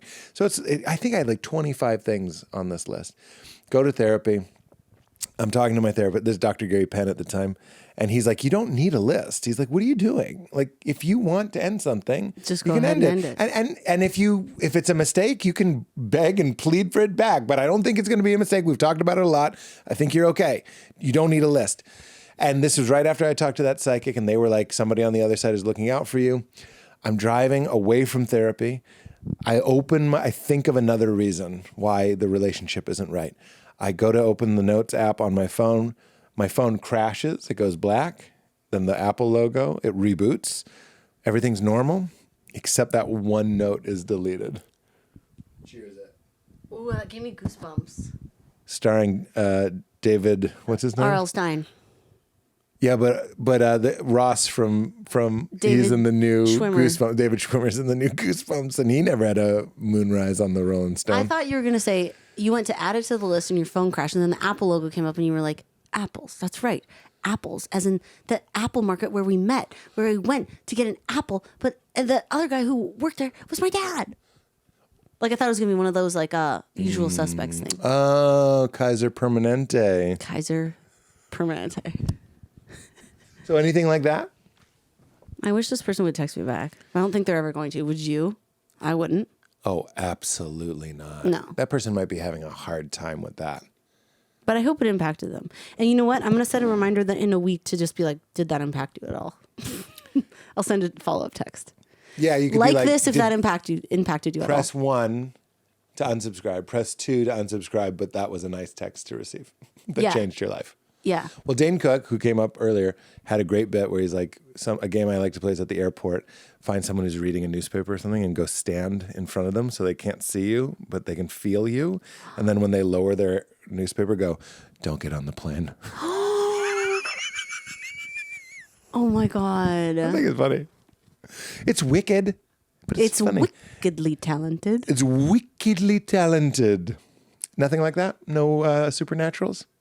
What if you brought a bunch of nuts and bolts to a theme park and you sat on the roller coaster and then the person sitting in front of you tapped them on the shoulder and you went, this just fell out of your seat right before you go? That's a great one. That's a great one. You just made that up? I think I probably heard of it before. Oh, it's hard with the internet. It is hard with the internet. They're always stealing my jokes. Do they steal your jokes? Yeah. Really? You see Seinfeld's last special? That was all my stuff. All right. You've had better. Oh, you didn't like the special? But I'm critiquing you. Some of them were weak. Oh. I'm just kidding. Those are the ones that he misheard. Oh, okay. He was like doing his best to be like, what did she say? Yeah. Because he doesn't sit in the audience at my shows because he knows that'll be too obvious. So he always like, so for example, if I'm doing like something at the Largo, he'll go, he doesn't even buy a ticket to the show. He goes, can I use your bathroom? Yeah. Sits in the bathroom, sits on the toilet for the whole show trying to listen through the wall. Yeah. He barely gets them. So that's why some of the jokes are like, he'll start one of my jokes and he'll be like, you know, the thing about being married is it's hard, but flush. Like he's saying what he said about he heard in the bathroom. No, he didn't hear soap. He wouldn't say that. You know, the thing about marriage is some people say it's soap. Well, he's a visual learner, so he's remembering no, he's in a where stall. he How was. could he see the soap? You don't get how to steal jokes at all. You don't know what the bathroom's like at Largo. It's a one-seater, and you could see the soap. Do you just stand that's up? backstage. I'm talking about the audience's bathroom. Oh, That's where Jerry Seinfeld the goes. groundlings? No, I'm talking about the Largo. No, I know, but the groundlings is a term in Shakespeare for the people in the audience. Oh, yeah. UCB. Whoops. And I'm like, Upright Citizens Brigade? No, it's actually a term for the University of British Columbia. That's UBC. I loved it. It's also a bank. Do you do stand-up? I do a little. Research light, fan heavy. Yeah, no, you wouldn't know that in your research. Does it? I try to stay didn't pretty grab you? underground. I'm just doing like little indie shows or whatever. Little ditties. Little ditties. Jack and Diane and all that. Pink Sucking houses. on chili dog. Is that a line? Outside the day's free. You didn't know sucking on chili dog was part of that song? This is the most iconic part of the song. Do you? Sucking on a chili dog. Outside the days freeze. Oh, it's not the end of the verse? No. It's in the middle? Outside the days freeze. Jack's got his all head pulled back on his hands between his knees. Oh, yeah. Life goes on long after the thrill. Oh, leave it here. Oh, whoa. Such a dark sentiment. You didn't know sucking on chili dogs, huh? No. Is that even the lyric? It is. Well, how do you know? You didn't know about it before now. I said it with confidence. And why would you ever suck on a chili dog with your boyfriend? Because she's a freak. Diane's a freak. She's like, watch what I do this chili dog for a sec. She has an older sister that told her that's the move. She's like, It listen, is sucking on a chili dog. confirm that's the lyric. line from that song. So she's like, Diane, order a chili dog. Trust me. He's going to watch you eat it, but don't eat it. Suck on it. When I turned 17, my friend Tom texted me, hold on to 16 as long as you can, which I thought was mean. Changes come around real soon. Make us women and men. Oh, yeah. Life goes on. Long after the grilled cheese Long after sandwiches. Can you tell me the time you laughed the hardest in your life? That's really interesting. One time I was playing Jumanji. We had the board game Jumanji. Not the movie. Well, it was the board game based off the movie. Based on the book. Based on the show. Based on Jack Black. No, Jack Black came later. Fuck. Jumanji. Jumanji is a book that became a board game. Definitely a book. You know, did you ever do Miss Mary? It was like a hand clap game when you're in school. I sound like I'm from Miss 1942. Mary Mac. No, it was like Miss Mary had a steamboat. Whose steamboat had Yeah, a bell. sure. That part, she goes, kissing her, Mr. and her boyfriend are kissing in the dark. Dark is like a movie's like a show is like a video game, and that is all I know. No. Anyways. And Jumanji's like a book. Jumanji's like a movie, and movies like a show. So we have Jumanji, the board game. And in the end, if you win, you have to shout Jumanji as loud as you can. And my sister had headgear at the time, and she shouted, Jumanji! And it broke off her face, splintered into 1,000 pieces in the air. And she immediately burst out into tears because I didn't get hurt and it like broke her tooth off or something. But it was probably one of the hardest times I've ever laughed. She got Jumanji? Yes, she major got Jumanji'd. That's a fantastic answer. What's the hardest you ever laughed? I mean, that one gets turned around on me quite a bit. I try to think of one, a fresh one. Oh my God. When we were watching, I don't know if this will translate. It's certainly not as funny as Jumanji. Jerry Seinfeld special? Jerry Seinfeld's new special, the Gilroy Lifts. He called it that? Yeah, it's called the Gilroy Lifts. Dude, that is so disrespectful. I know. And he doesn't special thanks you. Well, because sometimes if people are out, like bad out loud so publicly, like they're like, I dare you to cancel me. What are you going to do? What are you going to do? I took this all from Lisa Gilroy. I did everything right, and they indicted me. And they indicted me. We're in the movies. We went and saw A Complete Unknown, which I had already seen, but I think it was worth a double watch. Why'd you double it? Well, Val was not upset, but she wanted to see it. Who'd you see it with the first time? Solo. Bug. Bug. I'm rekindling things with Bug. No, I saw it. I was on the road and I went and saw it alone. Aww. A Complete Unknown. I feel so bad for you, Pete. You're such a lonely guy. No. I liked it. It was fun. Aww. I thought you were going to do I saw two. Wicked twice. Oh, nice. And not by choice. I saw it on my own. You know, in Boston, that movie was released. It was called Very. Wicked. Smart. I liked my riff. Oh, sorry. Go ahead. No, it was done. Very. Because in Boston, we use it Wicked for very. Oh, that's funny. Yeah. See, I wouldn't have got that. I had a joke where I said Three Amigos was released in Spanish-speaking markets as Tres Friends. Trust friends. That's funny. That's good. Okay. So we go and see A Complete Unknown. And Bob, this is going to be boring, but it's almost over. Bob Dylan is the consummate Enneagram 4. The Enneagram is it doesn't matter. I know what it is. You do? Yeah. All right. Well, I'm an Enneagram 4. I'm a 3 and a 4 split right down the middle, which is the most. That's me. Really? Enchanter. It has its own name? Yes. Am I getting out Enneagrammed right now? Yes. So there's a name for something that's right between a 3 and a 4? Yes. It's called the Enchanter? I'll show you after. Wow. So we're the same. That's why how come we look so much alike? We look the same? I think people have called us Mary Kate and Ashley before. Can I be Mary Kate? Well, they say Mary Kate and Ashley, and then in brackets, if one was a boy. One were. Was. Other people on stupid people on Twitter are saying stupid. it. Yeah. They're stupid. So you saw the movie twice.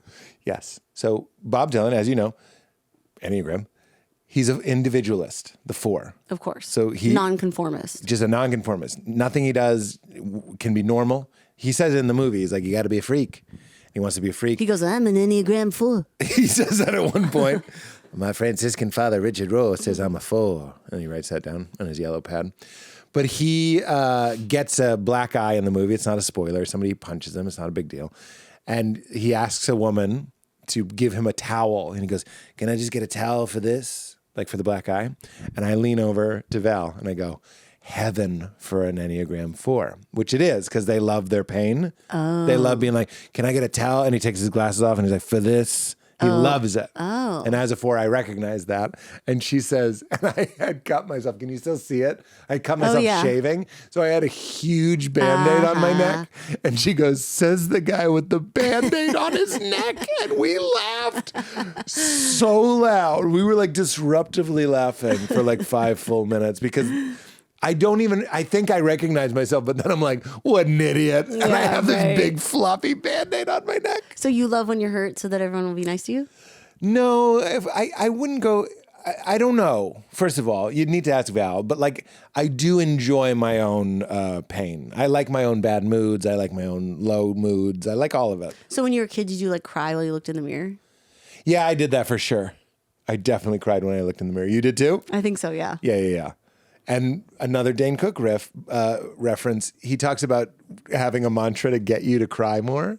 Like sometimes you're crying and you like it, so you want to cry more. Or sometimes you actually need to. Yeah. It's like throwing up. Yeah. So you need to get it out. Yes. And he goes, his was, I did my best. And we say I did my best all the time. I did my best. It kills me. But I hadn't thought about that in a long time. When I was definitely like 11, 12, looked in the mirror crying for sure. Yeah. And wrote poems. Oh, me too. I had a whole book of Holmes. And there are girls in my high school that have no idea that I was obsessed with them and loved them and was like thwarted by them. Wow. Never occurred to me. As a kid, I was like, what am I going to ask her out? I don't have any money. I don't have a car. Like, Saved by the Bell, they're always picking each other up in cars and going to the Max. There's no Max. We had a Max. You had a Max? Yeah. Magic Max? Oh, ours was MACS, apostrophe, like Wait, possessive you really S. had a Max? Yeah.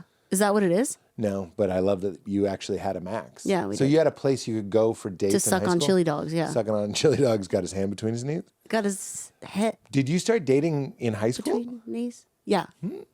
Oh, well. Did you ever have a girlfriend in high school? No. Well, that's my cue. I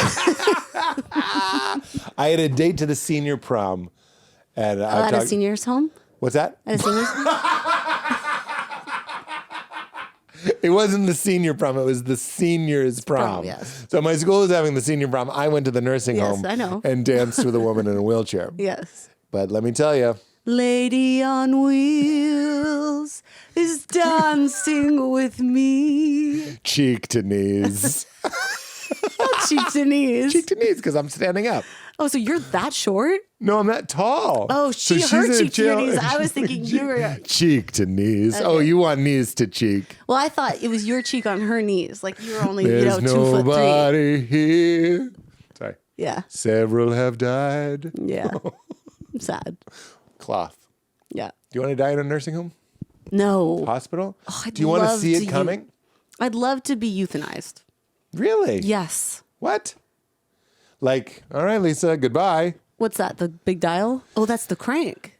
You know, You did, for at no first you were reason. doing dial and then you cranked I it. went, Yeah. Oh, you fried me. I thought you were going to do it peaceful and then you decided to. no. You want to be like let down gentle with an injection? Or like give me my special pills that I get to take whenever I want. Yes. Oh, wow. Did you see the movie Paddleton?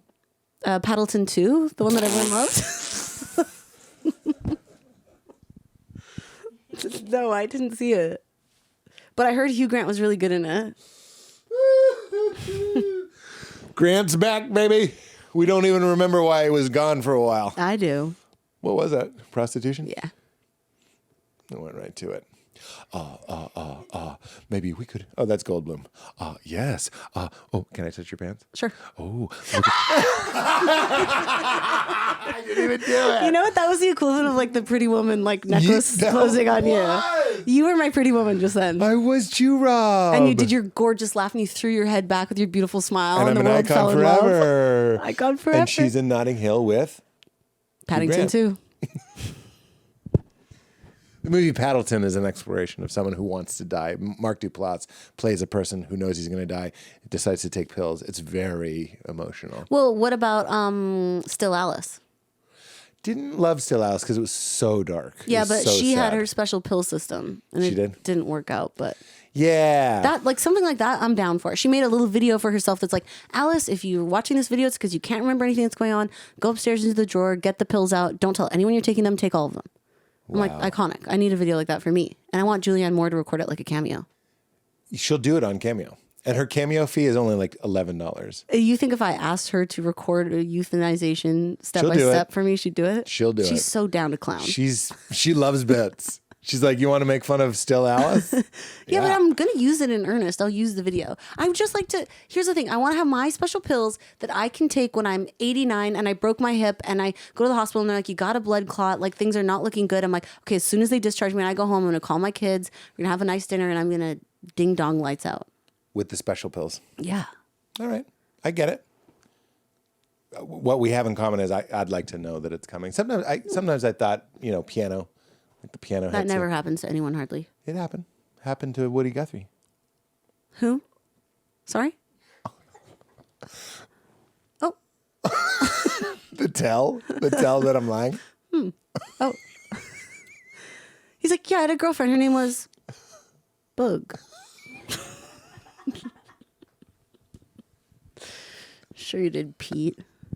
Yeah. Yeah. I never had one in high school, but later, Boog, I broke up with her. Yeah. So. Boog sleeping bag shoe was her name. Yeah. Well, we've done it. We've done it. Do you feel good? Yeah. Thank you for having me to your house. You're welcome. What would we call this episode, I guess, because it was so silly and then it got so serious and then it was silly again. So it was almost like a serious Oreo sandwich. Yeah, it was like 2 Oreos, but in the middle there was like a Bible. A Bible. Yeah, a Bible printed on deli meat, which they have. Oh, they do? Oh, yeah. You can get a very thin sliced turkey deli meat Bible. Oh, wonderful. It's delicious. Sounds good. Body of Christ. Compels you.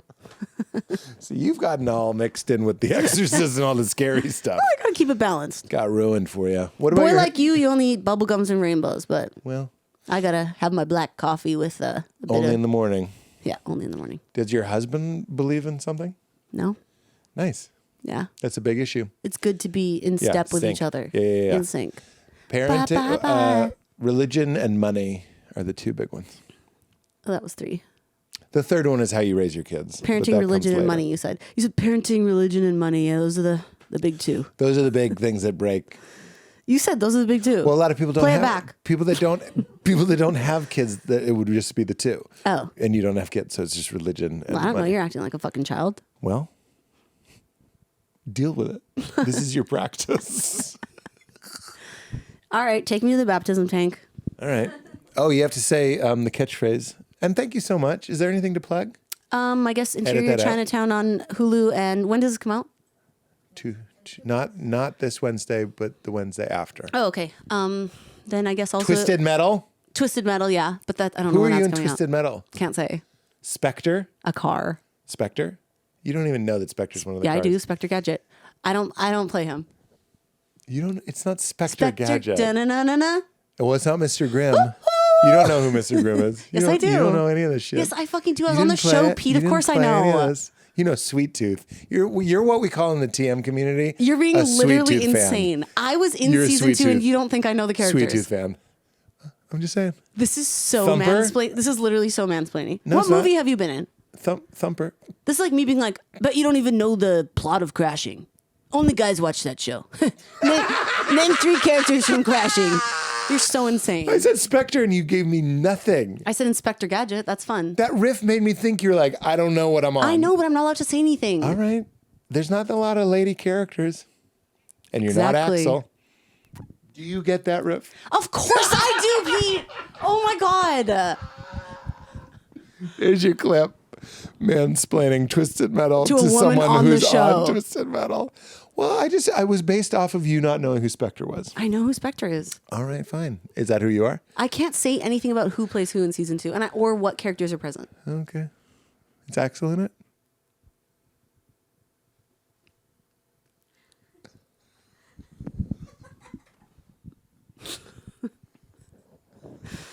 You're such a worm. I've never had a big sister, but you give me big sister energy where you're Oh, like, that's nice. shut up, you fucking Oh, worm. I love to be big sister. Usually I'm That's perceived so as little fun. sister. No, I'm getting big sister Good. energy. Oh, I love I that. know the fucking game, Kyle. Well, no, see, by virtue of having to defend my honor, I am little sister. Because only a big sister would do something like that and go, you don't know what it is. Oh, yeah, that's true. I didn't know there already was a first season of Twisted Metal. Some fan you are. Poser. But you didn't know there's a sequel to the Bible either. Book of Mormon. Oh, I was thinking New Testament. Nice. Which is part of the Bible. Oh my God, get me out of here. Keep it crispy. How'd you know? You made it weird. You made it weird.